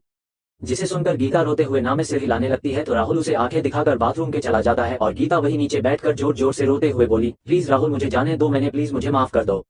रूम से आवाज बाहर घर के हॉल में भी जा रही थी जहां सभी नाश्ता कर रहे थे। ये राहुल के रूम से किसी लड़की के रोने की आवाज क्यों आ रही है, क्या उसके रूम में कोई लड़की है। विशाल सभी को देखकर बोला कंफ्यूज होकर, तो उसके पास बैठी लिली बोली, हाँ मुझे भी सुनाई रही थी, लेकिन राहुल भाई के रूम में और लड़की, ये बात हजम नहीं हो रही मुझे। हाँ मुझे भी सुनाई दे रही है, हल्की हल्की कोई लड़की तो है राहुल भैया के रूम में। कविता बोली, उसके कान तेज थे सुनने में क्योंकि उसे दिखाती नहीं देता है। उसके पास बैठा अर्जुन बोला, हाँ बेबी तुमने सही सुना, जरूर राहुल को लड़की को लेकर आया अपने रूम में, वो भी हमें बिना बताए। राघव और नताशा एक दूसरे को देखते हैं और राघव कुछ बोलता तभी विशाल गुस्से से कुर्सी से खड़ा होकर बोला, अब बहुत हो गया, इस लड़के ये लड़की लेकर आता है जो पुलिस को बताती है और फिर हमें अपना घर छोड़कर भागना पड़ता है। उसकी बात सुनकर बाकी सभी हाँ में सिर हिला देते हैं, केवल राघव और नताशा को छोड़कर जो एक दूसरे को देख रहे थे। हाँ सही है भाई, मैं भी चलता हूँ, उस कमीने को अच्छे से पीटते हैं। इतना बोल अर्जुन भी उठ जाता है, अरे लेकिन इसकी जरूरत नहीं है।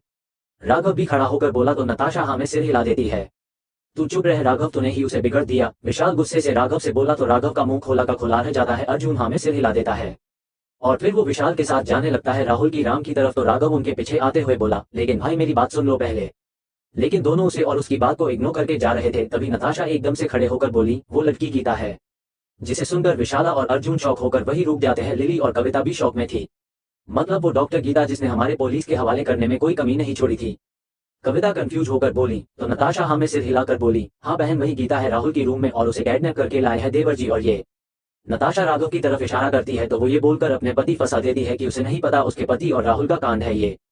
उसकी बात सुनकर सभी लोग राघव को घूरते हैं तो राघव अपने हाथ ऊपर करके बोला, मुझे मत देखो इस तरह, मैंने उसकी हेल्प जरूर की थी लेकिन ये आइडिया राहुल का था। उसका कहना था कि वो बदला लेना चाहता था गीता से, तो मैं उसकी हेल्प करूँ तो मैंने कर दी उसकी हेल्प।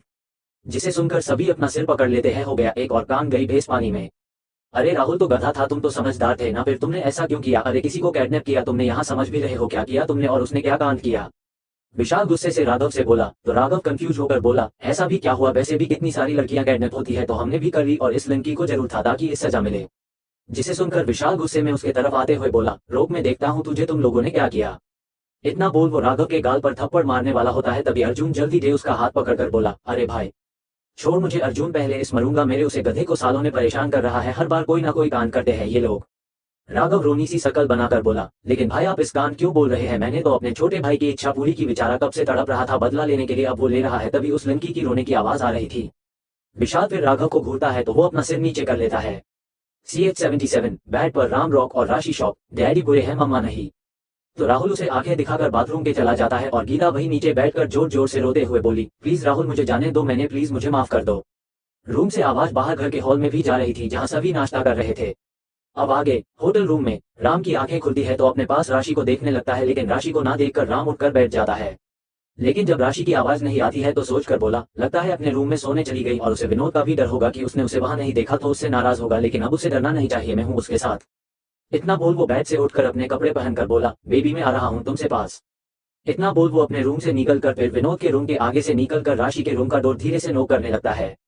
और इधर विनोद के रूम में बेड पर राशि बिना कपड़ों की विनोद के बाहों में सो रही थी, लेकिन उसके कानों में जैसे ही हल्की हल्की राम की आवाज आती है साथ में डोर नॉक करने की, तो वो एकदम से उठकर बोली, ये तो राम की आवाज है, लगता है वो मेरे रूम में पूछे धूप में पूछ गया है। जिसे सुनकर विनोद उसका हाथ पकड़कर बोला, छोड़ो ना यार सोते हैं। राशि विनोद के हाथों को खुद से दूर करके बोली, नहीं मैं रूम को पता नहीं चलने दे सकती कि मैं तुम्हारे साथ भी हूँ और मुझे ये नाटक और लंबा खींचना है विनोद, इसलिए मैं जा रही हूँ अपने रूम में। इतना बोल वो राशि अपने कपड़े पहनकर अपने जूते उठाकर विनोद के पास आकर उसके होठों पर किस करके बोली, बाय हब्बी मुझे हमारे लिए ऐसा करना पड़ता, तुम नाराज तो नहीं होना मुझसे। विनोद गहरी सांस लेकर बोला, नहीं जाओ तुम उसके पास। इतना बोल वापस लेट जाता है आंखें बंद करके और राशि मुस्कुरा कर बालकनी की रास्ते अपनी रूम में चली जाती है और फिर अपने बिस्तर खराब कर बाथरूम का डोर जोर से खोलकर फिर लगाकर बोली, आ रही हूँ राम 2 मिनट रुको। जिसे सुनकर रूम के डोर बाहर खड़ा राम बोला, ओके जल्दी करो बर। इतना बोल वो इंतजार करने लगता है, तभी एकदम से रूम का डोर खोलता है और राम का हाथ पकड़ उसे अंदर खींचकर डोर बंद हो जाता है। रूम के अंदर राशि राम को किस किए जा रही थी, जिससे राम सब भूल कर कि राशि को इतना टाइम क्यों लगा और रात कब आई उसे छोड़कर रूम वो अब राशि का साथ देने लगता है, जहां तक वो ये नोटिस भी नहीं कर पाता है कि जब राशि बाथरूम में थी तो उसका शरीर सूखा क्यों है और कपड़े भी रात के पहने हुए है। राशि की बॉडी के चुने से पागल हो रहा था और दोनों बेड पर आ जाते हैं। कपड़े निकालकर राशि नीचे लेटी थी और राम बोला, क्या इस बार मैं थोड़ा ज्यादा टेक पाऊंगा। जिसे सुनकर राशि प्यार से उसके गाल पर किस कर फिर उसके सिर के बालों में हाथ फेरते हुए बोली, राम मुझे फर्क नहीं पड़ता है, मैं तुमसे प्यार करती हूँ बहुत सच में, और यूं सब चीज तो हमें छोड़ने का एक तरीका है, बस इसलिए ज्यादा मत सोचो और शुरू हो जाओ। राशि ये बोल रही थी लेकिन उसे अंदर से विश्वास था कि ये लड़का भला क्या टेकेगा उसके आगे, अभी 2 मिनट में खत्म हो जाएगा, उसे तो अपना विनोद ही पसंद है, ये टाइम पास बस। राशि ये सोचे रही थी तभी एक झटके से राम उसके अंदर प्रवेश करता है तो राशि के मुंह से आ निकल जाती है, रात से अलग था ये, वो थोड़ी हैरान जरूर हुई लेकिन फिर भी ये लड़का ज्यादा नहीं टेकेगा, वो यही सोच रही थी। लेकिन राम पता नहीं सुबह सुबह कौन सी एनर्जी ड्रिंक पीकर आया था कि वो शुरू हुआ तो राशि की हालत खराब होने लगी और शौक में बस राम को करते हुए देख रही थी। ये लड़का वही है जो रात 2 मिनट में खत्म हो गया था, अब इसमें इतना जोश कहां से आ गया, और 5 मिनट से ज्यादा टाइम भी हो गया था खड़ी में।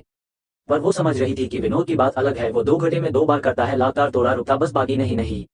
यही सोच वो बस लेट कर राम देखती रहती है जिसके माथे से हल्का सा पसीना भी आ गया था। राशि उसे साफ करते हुए हल्के दर्द में बोली, राम क्या तुम कुछ खाकर या पी कर आए हो। राम नामे सिर हिला देता है, फिर तुम इतना टाइम कर रहे हो कैसे। राशि टाइम देखती है तो अब 30 मिनट हो गए। राम मुस्कुरा कर बोला, पता नहीं क्यों, शायद तुमने रात को सही बोला था कि पहली बार जल्दी हो जाता है, लेकिन मुझे अब दूर नहीं लग रहा कि अब खत्म होने वाला हूं मैं, तो एंजॉय करो बस बेबी। राशि बस हल्का सा मुस्कुरा देती है, वैसे वो ये नहीं सोचना चाहती लेकिन राम ने उसे ये सोचने पर मजबूर कर दिया था कि क्या राम उसे विनोद से भी ज्यादा संतुष्ट कर सकता है बेड पर, क्योंकि अभी तक तो विनोद एक बार खत्म होकर 2 मिनट रुक शुरू होता, लेकिन राम एक बार भी नहीं, एक घंटा भी निकल गया पूरा पर राम बराबर लगा हुआ। अब तो इसकी हालत खराब हो रही है क्योंकि लगातार तो एंजॉय उसने नहीं किया पर विनोद दिखे तब भी, पर ये लड़का उससे आगे निकला। राशि के दिल में कुछ हो रहा था जिसे वो नहीं समझ पा रही थी लेकिन उसे अच्छा लग रहा था अब राम का साथ, और उसके माथे से पसीना साफ करके बोली, राम तुम थक गए होगे, रुक जाओ थोड़ी देर। राम नामे सिर हिला कर देता है, उसे भी मजा आ रहा था। 2 घंटे होने के बाद तो राशि की हालत खराब हो जाती है और वो उसे खुद से दूर होने को बोलती है। वो मान गई राम को कि विनोद से इस काम आगे है पर अब उसे छोड़ दे वरना वो मर जाएंगी। बस थोड़ा और बेबी, बीच में रोकना सही नहीं लगता, प्लीज मत रोको मुझे। राशि जो अब हल्का गुस्सा आ रहा था, साथ में वो इतने दर्द के बाद भी इस एंजॉय कर रही, तो इसलिए वो उस दर्द को बस बर्दाश्त करने लगती। आखिर में 3 घंटे में जब राम खत्म होकर राशि पर गिरता है तो राशि में इतनी भी तकड़ नहीं थी कि अब उसे हटा सके, और उससे तो अब आंखें ही नहीं खोल कर रही थी। ये लड़का कमाल का है विनोद, इसके आगे कुछ नहीं है। राम राशि से बाहर निकलकर साइड में लेटकर राशि के माथे से पसीना साफ करके बोला, बेबी क्या मैंने तुम्हें संतुष्ट किया। इतना बोल वो राशि को देखता है तो राशि हाँ में सिर हिला देती है और राम से चिपक कर उसके सीने पर सिर रखकर बोली, तुम बेस्ट हो राम सच में। राम मुस्कुरा कर बोला, चलो मुझे खुशी हुई कि आखिर मैंने कर दिखाया, तुम्हें निराशा नहीं होने दिखा रात की तरह। सॉरी रूम, राशि नम आंखों से बोली तो राम कंफ्यूज होकर बोला, सॉरी क्यों, बस इसी मेरा दिल किया तो बोल दिया। इतना बोल वो आंखें बंद कर सो जाती है और राम भी मुस्कुरा कर उसे अपने बाहों में भर सो जाता है। क्या अब राशि के लिए विनोद से ज्यादा राम जो जाएगा। दूसरी तरफ आरव के रूम में जब आदित्य की नींद खोलती है तो वो देखता है कि अब उसके पास प्रिया आकर सो रही है और आरव उसके पास।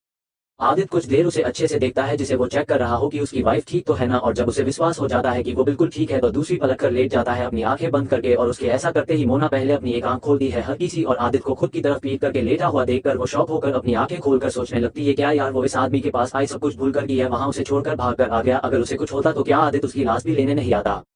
मोना को अब बुरा लगा आदित्य का ऐसा करना, लेकिन फिर भी उससे प्यार करता है और शायद उसे भी है उससे। यही सोचकर वो मुस्कुराकर आदित्य से पीछे चिपक कर बोली, हब्बी आप मुझसे नाराज हो क्या। इतना बोल वो एक हाथ उसके सीने पर फेरने लगती है जिसे पकड़कर आदित्य खुद से दूर कर मोना के ऊपर ही रखकर बोला, सोने दो यार मुझे ऑफिस भी जाना होता है। जिसे सुनकर मोना बुरा सा मुंह बनाकर बोली, अच्छा तो क्या आप मुझसे इतना नाराज है कि अब मुझे करीब भी नहीं आने दे रहे हो। इतना बोल वो उदास होकर पलटकर आरव को अपने सीने से चिपका कर बोली, आरव देखा डैडी कितने बुरे हैं, मम्मा को खुद से दूर कर रहे हैं, क्या आपकी मम्मा इतनी बुरी है। मोना की बात सुनकर आदित्य गहरी सांस लेकर पलट देखता है तो अब मोना उसकी तरफ पीट करके सो रही थी।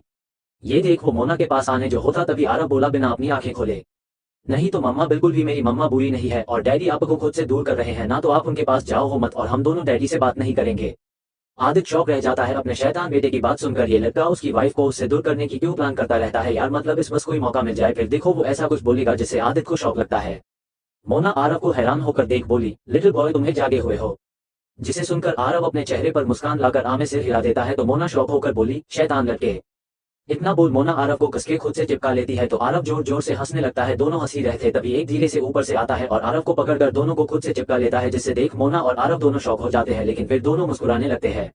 लाइक कमेंट शेयर जरूर करें। Bye CH78। मम्मा गुनगुन आपकी होने वाली बहू है और समीर के साथ माया की पिटाई शुरू।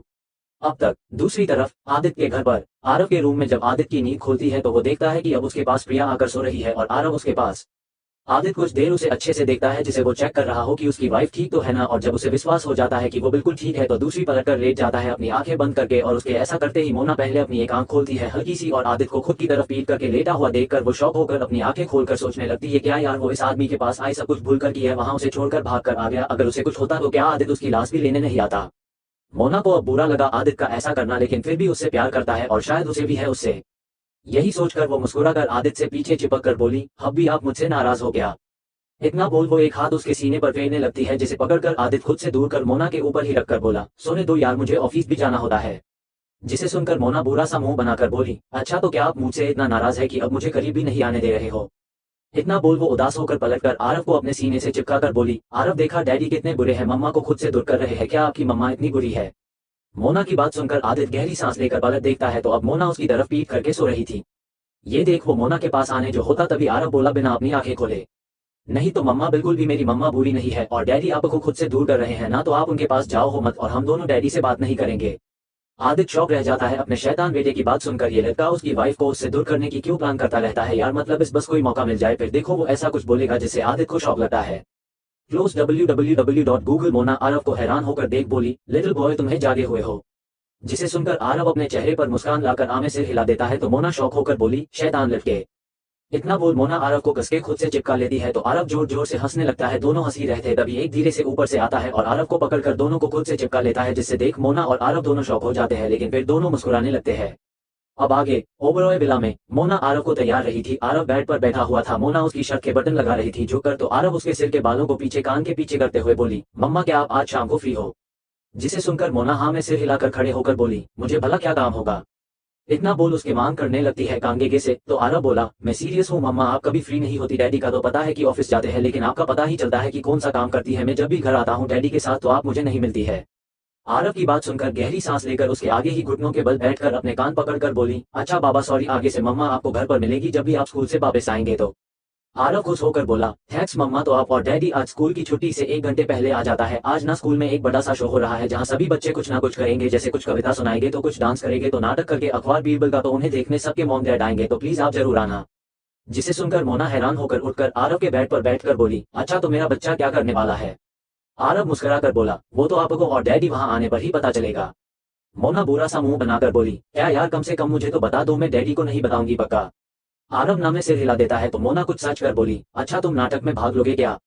आरव ना में सिर हिला देता, तो फिर क्या डांस में, तो मोना थोड़ा चिढ़ते हुई बोली, तो फिर क्या। नहीं मम्मा मैं आपको नहीं बताने वाला हूँ, वो मेरे और गुनगुन के बीच का टॉप सीक्रेट है जो हम अपने मॉम डैड नहीं बताएंगे।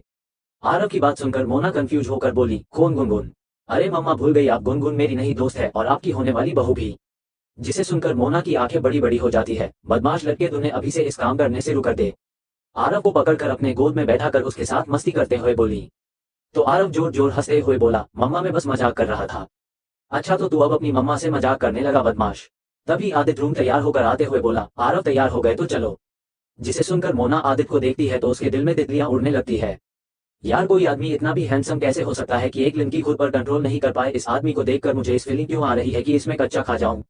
यही सोच मोना अपने होठों पर जीभ फेरने लगती है। आदित्य उसे ही देख रहे था, दोनों एक दूसरे को देख रहे थे। आरव पहले अपने डैड को देखता है और फिर अपना सिर ऊपर करके अपनी मम्मा को, जिन्हें देख वो मोना की गोद से उतरकर अपना स्कूल का बैग टांग कर बोला, आप लोग ये करो, लो मैं स्कूल चला जाऊंगा खुद ही।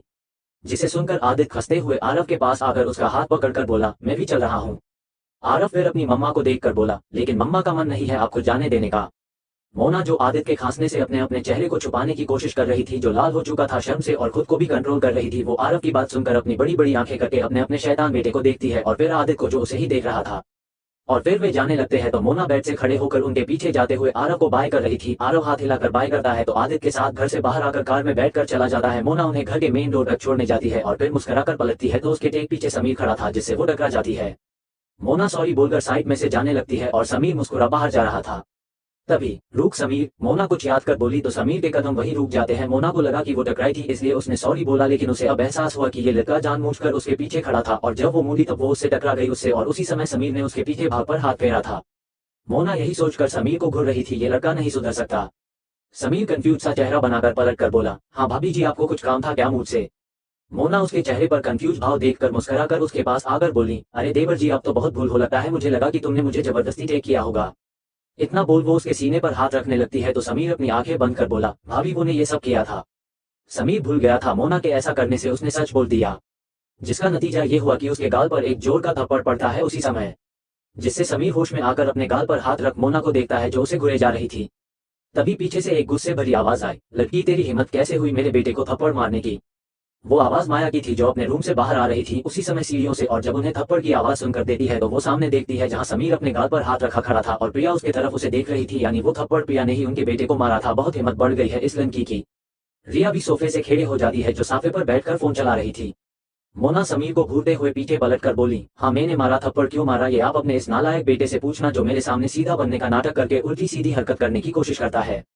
जिसे सुनकर माया गुस्से में मोना की तरफ बढ़ते हुए बोली, इस भी क्या हरकत की उसने की, तूने उसे थप्पड़ मार दिया, जब देखो तब उसे मारती या अपने आदित से पिटवाने की कोशिश करती है।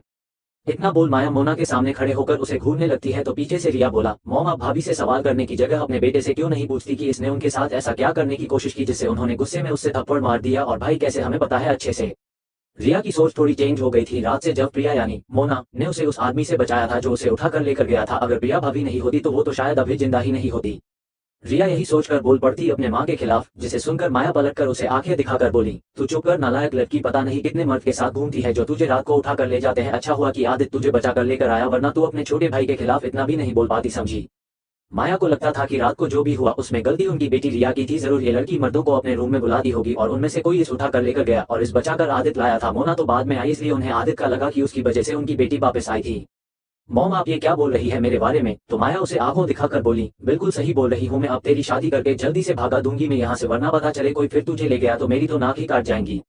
जिसे सुनकर रिया के आंखों से आंसू बहने लगते हैं और पलट कर रोते हुए अपने रूम में चली जाती है। मोना को उसके लिए बुरा लगता है, उसे विश्वास नहीं हो रहा था कि एक माँ की सोच इतनी गिरी हुई भी हो सकती है कि वो अपने बेटे का साथ दे रही है जो गलत हरकत करता है अपनी ही भाभी के साथ, और दूसरी तरफ अपनी बेटी पर इस तरह के इल्जाम लगती है कि वो रात में मर्दों को अपने रूम में बुलाती होगी। छी उसे सोचकर शर्मा रही है। अच्छा है कि ये उसकी माँ या असली सासू माँ नहीं है, वरना वो भाग जाती है या मरना पसंद करती इस औरत के साथ रहने की जगह। यही सोच मोना साइड से जाने लगती है, उसे इस लोगों से अब बात ही नहीं करनी। लेकिन तभी माया उसका हाथ पकड़कर उसे अपने सामने लाकर बोली, तू कहाँ चली बदचलन औरत, अरे मेरे बेटे को थप्पड़ मारा था ना तूने, क्यों मारा? ऐसा भी क्या गलत किया उसने तेरे साथ? क्या तेरा रेप कर दिया जो तूने उसे थप्पड़ मारा? और किया भी होता तो क्या होता, तू तो वैसे भी दिन भर अलग अलग मर्दों के पास जाती है उन्हें खुश करने के लिए। मोना के हाथों की मुट्ठी कस चुकी थी और उसके आंखें गुस्से से लाल हो चुकी थी। पीछे खड़ा समीर हंसते हुए बोला, हाँ मॉम बिल्कुल सही बोला अपने, अरे बाहर जाकर मर्दों को गुस्से करने से अच्छा है मुझे खुश किया कर ताकि घर की बात घर में रहे। हाँ बहू जा मेरे बेटे के साथ उसके रूम में, मैं आदित्य को नहीं पता चलने दूंगी, जा कुछ नहीं होता, ये सब आम बात है। इतना बोल वे मोना के कंधे पर हाथ रखने को होती है तभी वो होता है जो उन्होंने सपने में भी नहीं सोचा होगा। एक जोर का थप्पड़ उनके गाल पर पड़ता है जिसके पड़ते ही माया नीचे गिरती जवानी पर। मोना का गुस्सा 7वें आसमान पर पहुंच चुका था। समीर डर से 2 कदम पीछे हो जाता है। मोना फिर समीर को देखकर उसके पास आकर उसके कॉलर पकड़कर उसके गाल पर भी तो 3 थप्पड़ रसीद कर उसे माया के पास नीचे गिरते हुए बोली, तुम दोनों की जवानी में निकलती रोको, बहुत हुआ तुमरा और बहुत सहन कर लिया मैंने। माया अपने गाल पर हाथ रख हुए जब समीर भी उनके ऊपर गिरता है। मार गई हट, माया अपने ऊपर से समीर को हटाकर बोली। समीर भी दर्द में अपने दोनों गाल पर हाथ रखकर हुए था। दोनों नीचे पड़े होकर प्रिया यानी मोना को देख रहे थे जो गुस्से में आसपास देख रही थी कोई चीज। फिर उसकी नजर समीर कमर में लगे पैंट के बेल्ट पर जाती है तो वो समीर के पास आकर बोली, आज के बाद तुम दोनों माँ बेटे फिर कभी किसी लड़की के लिए इस शब्द अपने मुंह से नहीं निकाल पाएंगे। इतना बोल वो समीर के कमर से उसका बेल्ट से निकाल लेती है एक झटके में और उसके लोहे के साइड पकड़ लाए दोनों को देखती है तो दोनों का आज अपनी मौत दिखाई देती है मोना में। और ये सब सुषमा आंटी किचन से देख रही थी मुस्कुराकर। इस एपिसोड को समझने के लिए पीछे का एपिसोड जरूर सुनने और इसी तरह की और भी रोमांचक स्टोरी को सुनने के लिए हमारे चैनल एसएस एक्सप्लेनर को लाइक और सब्सक्राइब कर लें। अब एपिसोड में आगे। CH79 मोना का गुस्सा और राहुल रॉक बाकी सब शौक। और ये सब सुषमा आंटी किचन से देख रही थी मुस्कुराकर।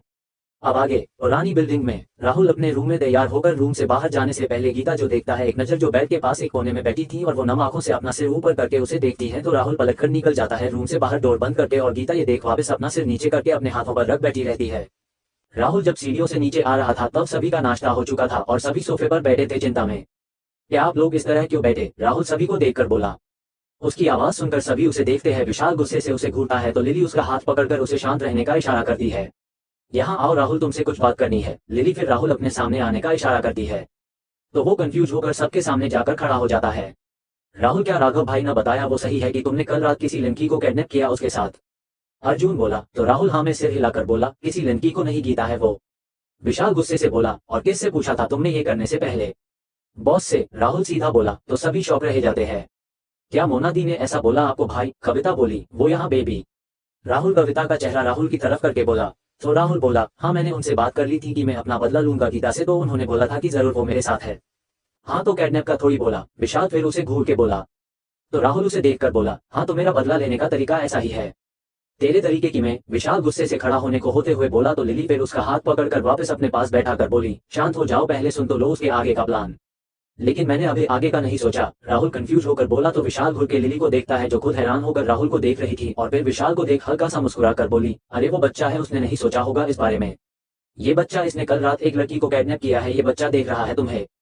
विशाल लिली से गुस्से में बोला तो लिली रोनी सी शक्ल बनाकर बोली, तो आप मुझे क्यों डांट रहे हैं? जिसे सुनकर विशाल गहरी सांस लेकर बोला, मैं तुम्हें नहीं इस डांट रहा हूँ। तभी राहुल नताशा से बोला, भाई आप 2 प्लेट में नाश्ता लेकर आओ ना। जिसे सुनकर सभी उसे हैरान हो जाते हैं। इतना बोल वो जाकर सामने सोफे पर बैठ जाता है। नताशा सभी को देख फिर खड़े होकर चली जाती है किचन में। राहुल, तुमने सोचा है कि पुलिस यहाँ आ गई तो क्या होगा? तुम उसे कैसे हक से यहाँ रखे हुए हो? पुलिस सवाल करके तब तुम क्या बोलोगे कि तुम उसे किडनैप करके लाए हो? अर्जुन बोला तो सभी राहुल को देखते हैं और कविता उस तरफ जहाँ वो पहले खड़ा था। अर्जुन अब उसे देखता है तो वो उसका चेहरा सामने करके बोला, अब वो सामने बैठा है बेबी। कविता बुरा सा मुंह बनाकर बोली, पहले बात आप बार मुझे बेबी मत बोलो यार, दूसरा अब इस राहुल को पकड़ कर रखो जो एक जगह नहीं बैठ सकता, मुझे बार बार दूसरी तरफ देखना पड़ता। अर्जुन, जिसे सुनकर राहुल हैरान हो कविता को देखने लगता है, अब क्या उसे कविता के हिसाब से खड़ा होना होगा? सुना तुमने, अब चुप वही बैठ कर बोलो। अर्जुन राहुल को घुर के बोला तो राहुल सोच कर बोला, वैसे यहाँ तक पुलिस आएगी तो नहीं, और चलो एक चोट मान भी लो कि आ जाएंगी गीता जो धूपते हुए, तो फिर सब लोग उन रोकना, तब तक मैं उसे लेकर पीछे के रास्ते भगा जाऊंगा। राहुल मुस्कुरा कर बोला तो सभी के मुंह शौक से खड़े रह जाते हैं। देवर जी, आप हमें फंसा कर भाग जाएंगे, नताशा बोली जो किचन से आ गई थी तो प्लेट में नाश्ता लेकर। राहुल पलट कर बोला नताशा को देखकर उसके आकर बोला, चिंता मत करो भाभी, राघव भाई जेल में पहले भी गए हैं तो वो वहां आपका ध्यान अच्छे से रखेंगे। राहुल पलट कर बोला नताशा को देखकर उसके आकर बोला, चिंता मत करो भाभी, राघव भाई जेल में पहले भी गए हैं तो वो वहां आपका ध्यान अच्छे से रखेंगे। इतना बोल नताशा के हाथ से दोनों प्लेट लेकर मुस्कुराते हुए चला जाता अपने रूम की तरफ। नताशा शौक होकर राघव को देखती है जो राहुल को जाते हुए देख रहा था, और उसके जाने के बाद कविता खाली सोफे की तरफ उंगली पॉइंट करके बोली, खबरदार राहुल, जो तुमने ऐसा किया, मैं जेल नहीं जाने वाली, तुम्हारे बजे भाले अर्जुन गया हो लेकिन मुझे नहीं जाना वहां। इतना बोल सामने की गुस्से से देखने लगती है जहां कोई नहीं है। सभी हैरान होकर कविता को देख रहे थे, और फिर अर्जुन को जो गहरी सांस लेकर कविता के कंधे पर हाथ रखकर बोला, कंट्रोल बेबी, वो जा चुका है। कविता गुस्से में बोली, ये नालायक फिर भाग गया मेरे आगे से। तो सभी एक साथ हाँ बोलते हैं। दूसरी तरफ ओबरॉय विला में हॉल में मोना अपने हाथ में समीर का बेल्ट लिए और समीर और माया इसके सामने नीचे जामनी पर बैठकर धीरे धीरे पीछे खिसक रहे थे। बहू, मेरी प्यारी बहू, देख मारना नहीं मुझे, मेरी तेरी सासू माँ हूँ बेटी, और तेरे पति आदित्य की माँ हूँ। माया मोना के हाथ में बेल्ट को देखकर डरते हुए बोली तो मोना उसे घुर के देखकर बोली, अच्छा तो अब आप मेरी सासू माँ हो, मेरे पति को माँ हो, और तो और मैं आपकी प्यारी बहू हूँ, राइट? माया जल्दी से हाँ में सिर हिला देती है तो मोना एक बेल्ट जो से माया के पास जमीन में मारा कर बोली, तो फिर आप कुछ देर पहले अपनी इस प्यारी बहू को अपने बेटे समीर के साथ रूम में जाने को क्यों बोल रही थी जो कि उसका देवर है? तब आपको ध्यान नहीं आया कि मैं आपकी बहू हूँ सासू माँ? माया जल्दी से हाँ में सिर हिला देती है तो मोना एक बेल्ट जो से माया के पास जमीन में मारा कर बोली, तो फिर आप कुछ देर पहले अपनी इस प्यारी बहू को अपने बेटे समीर के साथ रूम में जाने को क्यों बोल रही थी जो कि उसका देवर है? तब आपको ध्यान नहीं आया कि मैं आपकी बहू हूँ सासू माँ? उस बेल्ट की आवाज से समीर और माया चीख उठाते हैं और वो डरते हुए मोना को देखने लगते हैं। वो तो मैं मजाक कर रही थी, बहू भला एक सास ऐसा बोल सकती है क्या? जिसे सुनकर मोना गुस्से में एक जोर का बेल्ट समीर के कंधे में मारकर बोली, अच्छा तो वो मजाक था आपके लिए, अपनी बहू को बदचलन औरत बोलना आपके लिए मजाक था। समीर की दर्द में चीख सुनाई देती है। सुषमा आंटी अपने मुंह पर हाथ रख लेती है। वो पहली बार प्रिया बहू का ये रूम देख रही थी जहाँ वो घर की सीधी सादी बहू से काली माँ का रूप ले लिया था। माया अपने बेटे को दर्द में देख मोना के आंखें हाथ जोड़कर बोली, बहू छोड़ दे हमें, हम लोग आगे से ऐसा कुछ भी बोलेंगे पक्का। वो तो मैं आज तुम उसके बोलने लायक नहीं छोड़ेगी सासू माँ, और इस आदमी की सारी जवानी यही उतार दूंगी, बहुत शौक ना तुझे अपने भाभी के सोने का। मोना एक और जोर का बेल्ट उसके पीठ में मारकर बोली, तो इस बार सभी के कानों में समीर की कान फाड़ आवाज सुनाई देती है और वही जमीन पर लेट जाता है और मोना को लाल आंखों से देखने लगता है। माया उठकर समीर के पास आकर उसका सिर अपने गोद में रख उसके सिर के बालों में हाथ फेरते हुए बोली, बेटे क्या तुम ठीक हो ना? नहीं माँ, बहुत दर्द हो रहा है पीठ में, समीर दर्द में बोला। उसके आंखों से आंसू बह रहे थे, जिसे देख माया के आंखों में आंसू आ जाते हैं और गुस्से से ऊपर सिर ऊपर कर मोना को देखकर बोली, पागल लड़की, हमने बोला ही तो था, किया तो था, जो तू मेरे बेटे को इतना दर्द दे रही है। जिसे सुन मोना आगे बढ़ अपनी एक पैर उठाकर उसे समीर के मेन पार्ट पर एक कर बोली, किया भी पूछो अपने इस बेटे से कि इसने उस दिन मुझे पोहे में मिलाकर नहीं खिलाया था, जिससे ये मेरे साथ वो सब कर पूछो इस कमीने से। ड्रैक्स मोना की बात सुनकर माया शौक होकर समीर को देखती है, जो खुद हैरानी से मोना को देखे जा रही है। दिया था ये भगवान, ये लोग इस हद तक नीचे गिर गए। अब सुषमा आंटी अपने मुंह पर हाथ रख बोली। ड्रैक्स माया नाम में सिर हिलाकर बोली, तुम झूठ बोल रही हो, मेरा बेटा ऐसा कर ही नहीं सकता था। जिसे सुनकर मोना अपना फिर पर वजन रखती है, जो समीर के मैन पार्ट पर रखा, तो समीर दर्द में बोला, नहीं नहीं, मर जाऊंगा, प्लीज अपना पैर हटा लो यहाँ। मोना के ऐसा करते ही समीर के बुरे शरीर में फसाना की एक लहर से आ गई थी और लंबी लंबी सांस लेकर मोना को अपना पैर उठाने को बोला था। लड़की, ये क्या करी हो तुम, मर जाएगा मेरा बेटा, हटो अपना पैर यहाँ से। माया मोना का पैर पकड़कर उसे हटाने की कोशिश करते हुए बोली, लेकिन मोना का ऐसा कोई इरादा नहीं लग रहा था। उसने बहुत सहन कर लिया, बस अब इस लड़के का खेल खत्म करने का टाइम आ हो गया। समीर मोना के आगे जोड़कर ऐसा नहीं करने को बोल रहा था। माया पूरी ताकत लगाकर भी मोना को उस पैर को थोड़ा भी नहीं हिला पा रहा थी। तुझे बहुत गर्मी है ना, अब तू किसी काम का नहीं रहेगा, रहना पूरी लाइफ इनके बिना, समझा। इतना बोल वो और वजन बढ़ाने लगती है तो समीर दर्द में पागल होने लगता है और फिर तो अपने हाथ पैर जामनी पर मारने लगता है, जोर जोर से, लास्ट में सिर भी। माया मोना के पैर पकड़ रोने लगती है। सुषमा आंटी से ये देखा नहीं जा रहा था कुछ देर, और ऐसा रहा तो पक्का मोना जैसा बोला वैसा हो सकता था। लेकिन तभी सीढ़ियों से भागकर रिया रोते हुए आती है और वो मोना का दूसरा पैर पकड़कर रोते हुए बोली, नहीं भाभी प्लीज छोड़ दो भाई को, इनके तरफ से मैं आपसे माफी मांगती हूँ, प्लीज छोड़ दो उन्हें, वो कैसा भी हो आखिर मेरा भाई है, मेरे लिए छोड़ना उसे प्लीज। इतना बोल वो मोना के पैर पर अपना सिर रख रोने लगती है। तो आखिर में मोना ने जो काली का रूप लिया था समीर का अंत करने के लिए, वो शांत हो जाता है और वो अपना वो पैर से वजन को हटाकर अपना पैर भी उठा लेती है माया के हाथ से अपना फिर छोड़ाकर। और फिर एक लंबी गहरी सांस लेकर नीचे देखकर रिया को उसके कंधे से पकड़कर उठाकर उसके आंखों से आंसू साफ करके बोला, रो मत पागल, छोड़ दिया तेरे इस कमीने भाई को, जो अपना मेन पार्ट पकड़े हुए था। और माया उसके माथे से पसीना साफ कर रही थी नम आंखों से। मोना फिर प्यार से रिया के सिर पर हाथ फेरते हुए माया से बोली, देखा अपने इस लड़की को, अपने क्या कुछ नहीं बोला, जो एक माँ अपनी बेटी के लिए सोच भी नहीं सकती वो भी बोल दिया आपने। फिर वो अपने भाई के लिए आ गई, अगर ये लड़की नहीं होती ना तो ये आपका बेटा सच में नहीं बचता, क्योंकि मैं ऐसा करने के पूरे मूड थी आज। मोना गुस्से से समीर को देखकर बोली, CHAT आज हमारी शादी है, बिग बॉस जिंदा है, मोना क्या एजेंट है। अब तक किया भी पूछो अपने इस बेटे से कि इसने उस दिन मुझे पोहे में ड्रैक्स मिलाकर नहीं खिलाया था, जिससे ये मेरे साथ वो सब कर पूछो इस कमीने से। मोना घुर के समीर को देखकर बोली। मोना गुस्से से समीर को देखकर बोली। अब आगे पुरानी बिल्डिंग में राहुल के रूम में, राहुल रूम का डोर खोलकर अपने हाथों में दोनों नाश्ते की प्लेट लेकर अंदर आकर आता है तो वो देखता है कि अभी भी उसी कोने में बैठी जहां वो उसे छोड़कर गया था। राहुल फिर उसे इग्नोर करने का नाटक करके जाकर बेड पर बैठकर अपने आगे नाश्ते की प्लेट रख लेता है। नाश्ता करोगी या इसी बैठे रहना है, राहुल एक प्लेट उसके तरफ करके बोला, लेकिन गीता को देखता नहीं है। गीता राहुल की बात सुनकर अपना सिर ऊपर करके बोली, इसमें जहर मिलाया है ना मेरे लिए, नहीं तो क्या तुम्हें जहर वाला नाश्ता पसंद है खाना। राहुल कंफ्यूज होकर बोला। राहुल ये बात पहले बोलता ना जब सही था तो एक चोट गीता मुस्कुराने लगती है, लेकिन अब उसके भाव नॉर्मल ही थे, जिसे देखकर राहुल गहरी सांस लेकर उस प्लेट को नीचे उसके आगे रखकर बोला, तुम्हारा मन हो तो खा लेना। इतना बोल वो अपने प्लेट में नाश्ता करने लगता है और नाश्ता करते हुए बोला, अच्छा सोनू, अब हमारे बीच सब हो ही गया है तो क्यों ना इस रिश्ते को एक नाम दिया जाए। जिसे सुनकर गीता कंफ्यूज होकर उसे देखने लगती है तो राहुल एक नजर उसे देख फिर से खाते हुए बोला, ऐसा मत सोचना जी, मुझे तुम्हारी चिंता बिल्कुल नहीं, मैं तुमसे शादी इसलिए करने वाला हूँ क्योंकि तुम्हें उम्र भर की सजा मिल जाए और कल को पुलिस आए तो वो भी हमें अलग न कर पाए। गीता शौक होकर राहुल को देखने लगती है तो राहुल मुस्कुराकर बोला, हाँ हम शादी करने वाले, ज्यादा बड़ी नहीं छोटी सी, मेरे परिवार के लोगों के आगे तो तैयार हो जाना, मुझे नहीं करनी तुम जैसे कमीने आदमी के साथ कोई शादी।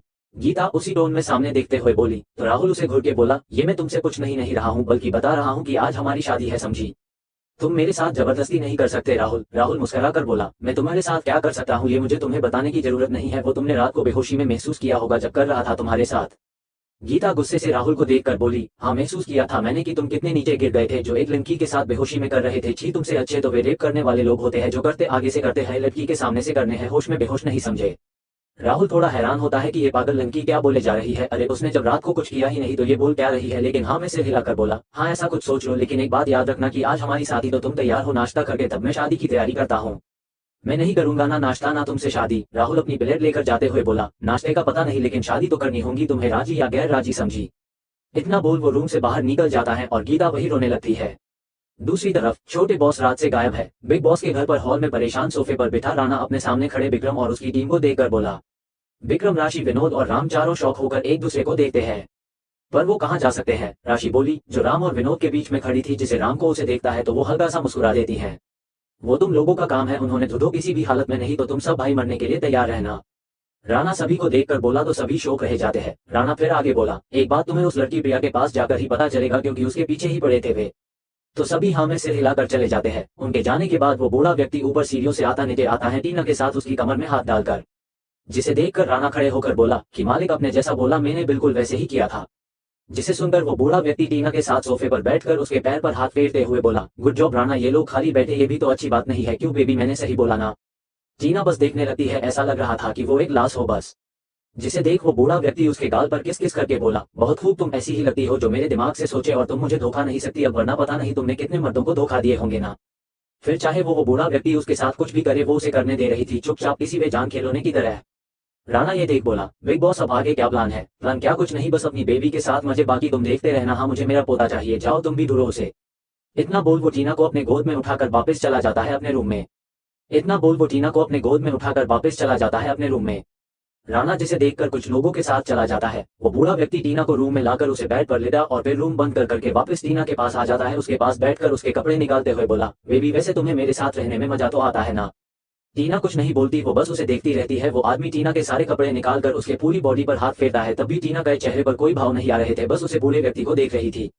वो बूढ़ा व्यक्ति फिर उसके ऊपर आकर शुरू हो जाता है, तब भी टीना कोई आवाज नहीं निकाल कर रही थी। वो किसी जिंदा लाश की तरह लग रही थी। बस सब होने के बाद वो टोना के चिपक कर सो जाता है। टीना के आंखों के हल्की सी एक बूंद जरूर आती है, बाकी और कुछ नहीं। ना वो हाथ हिला रही थी ना पैर, उसी तरह लेटी रही थी बिना कपड़ों की। विक्रम की कार में विक्रम और विनोद आगे सीट पर बैठे थे और टीना अब राम के साथ। वो विनोद से पहले ही राम के साथ पूछे बैठ गई थी, तब विनोद कुछ नहीं बोला और चुपचाप आगे सीट पर बैठा था, पर उसकी नजर जरूर राम और राशि पर चिपक कर बैठे थे। और राम का एक हाथ राशि के पैंट के अंदर था और राशि बार बार अपने मुंह पर हाथ रखकर पसीना साफ कर रही थी। अब उसे राशि पर बहुत गुस्सा आने लगा था। हद है यार, अब ये लोग कार में शुरू हो गए।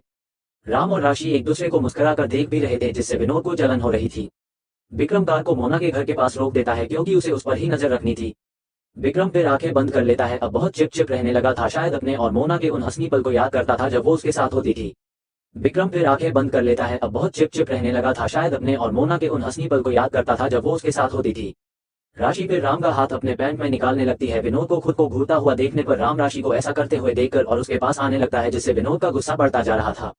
राशि उसे इशारे में कार से बाहर जाने को बोलती है, तो विनोद उसे घूर के कार से बाहर आकर विक्रम की तरफ आकर बोला, चल भाई बाहर आजा, हम लोग यही बाहर घूमते हैं।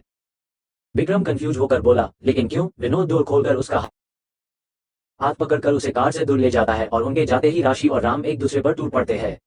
राम, हमने सुबह ही किया था ना, प्लीज यार अब मत करो, बहुत दर्द हो रहा है। लेकिन राम उसे सीट पर लिटाकर बोला, बस थोड़ा सा ही करना है। राशि के ऊपर आ जाता है और फिर कब टाइम निकलता है पता ही चलता है। राम खत्म नहीं होता। एक घंटे के बाद भी राशि की हालत खराब हो जाती है। वो तो विक्रम और विनोद को आते हुए देख लेते हैं, इसलिए दोनों जल्दी से वापस अपनी अपनी जगह बैठ जाते हैं। राशि अपना पसीना साफ कर रही थी। पागल है ये लड़का, खत्म ही नहीं होता है। विनोद सीट पर बैठकर राशि से इशारे में पूछता कि हो गया या नहीं, तो राशि उदास होकर ना में इशारा कर देती है कि नहीं हुआ। तो विनोद शौक होकर राम को देखता है कि इतना कमजोर और पतला लड़का इतने देर कैसे टेक सकता है। राम का हाथ फिर से राशि के कपड़ों में जा रहा था, जिसे राशि दूर करने की कोशिश कर रही थी। राशि अब पूछता रही थी कि क्यों उसने इस लड़के को आई लव यू बोला था, परेशान करके रख दिया। इस लड़के उसे पता नहीं इन सबका कब कब भूखा है, जो इसकी भूख शांत होने का नाम भी नहीं ले रहा है। और वो फिर से अपने मुंह पर हाथ रखकर दुखी सा चेहरा बना राम को देखने लगती है, जो उसे देख इशारे में बोला रहा था, प्लीज करने देना उसे। तो राशि कुछ नहीं बोल पा रही थी। विनोद से राशि की हालत देखी नहीं जा रही थी। पहली बार किसी और ने उसकी बीबी को इतना परेशान किया है। ऐसा ही रहा तो ये लड़का उसकी बीबी खत्म कर देगा यार, उसे कुछ तो करना होगा इस लड़के का, लेकिन क्या करे। विनोद ये सोच ही रहा था, तभी विक्रम सामने देखकर बोला, वो बाहर आ गई हैं घर से। जिसे सुनकर सभी देखते हैं कि प्रिया यानी मोना घर से बाहर खड़ी है। जिसे देखकर सभी सामने देखते हैं। सब कुछ छोड़कर राम का हाथ भी बाहर आ जाता है। लगता है टैक्सी जहाँ इंतजार कर रही है, विनोद बोला। तभी एक टैक्सी मोना के आगे रुकती है, लेकिन मोना उसे माना कर देती है, तो वो टैक्सी चली जाती है, जिसे देख सभी कंफ्यूज हो जाते हैं। तभी एक कार आकर रुकती है व्हाइट रंग की, जिसका पीछे का डोर खोल मोना उसमें बैठकर चली जाती है और बाकी सभी हैरान रह जाते हैं। ये तो सरकारी कार है जो शायद सरकारी एजेंसी के पास होती है, यानी कहीं ये लड़की एजेंट तो नहीं है जो देश के लिए काम करती हो और हम सब दिखाने के लिए ये ऐसा कर रही हो। राशि बोली तो राम शौक होकर बोला, इसका मतलब ये खुफिया मिशन पर है। विक्रम कार चालू उस कार का पीछा करते हुए बोला, सब पता चल जाएगा हमें कि ये लड़की आखिर चीज है क्या। आज के लिए बस इतना ही। लाइक कमेंट शेयर जरूर करें। बाय। क्या वो नीली आंखों वाला लड़का बिग बॉस नहीं था? क्या मोना साफ में खुफिया मिशन पर है? क्या है सच? पता चलेगा आने वाले भागों में। आगे स्टोरी और भी इंटरेस्टिंग है, आपको बहुत मजा आने वाला है, तो इसका नेक्स्ट एपिसोड देखना बिल्कुल ना भूले और चैनल को अपने प्यारे प्यारे हाथों से लाइक और सब्सक्राइब कर लें और अपने दोस्तों को शेयर करना बिल्कुल ना भूले और अपना प्यार भरा कमेंट जरूर करें और दोस्तों कम से कम 200 लाइक का टारगेट पूरा कर दे। मिलते हैं नेक्स्ट एपिसोड में।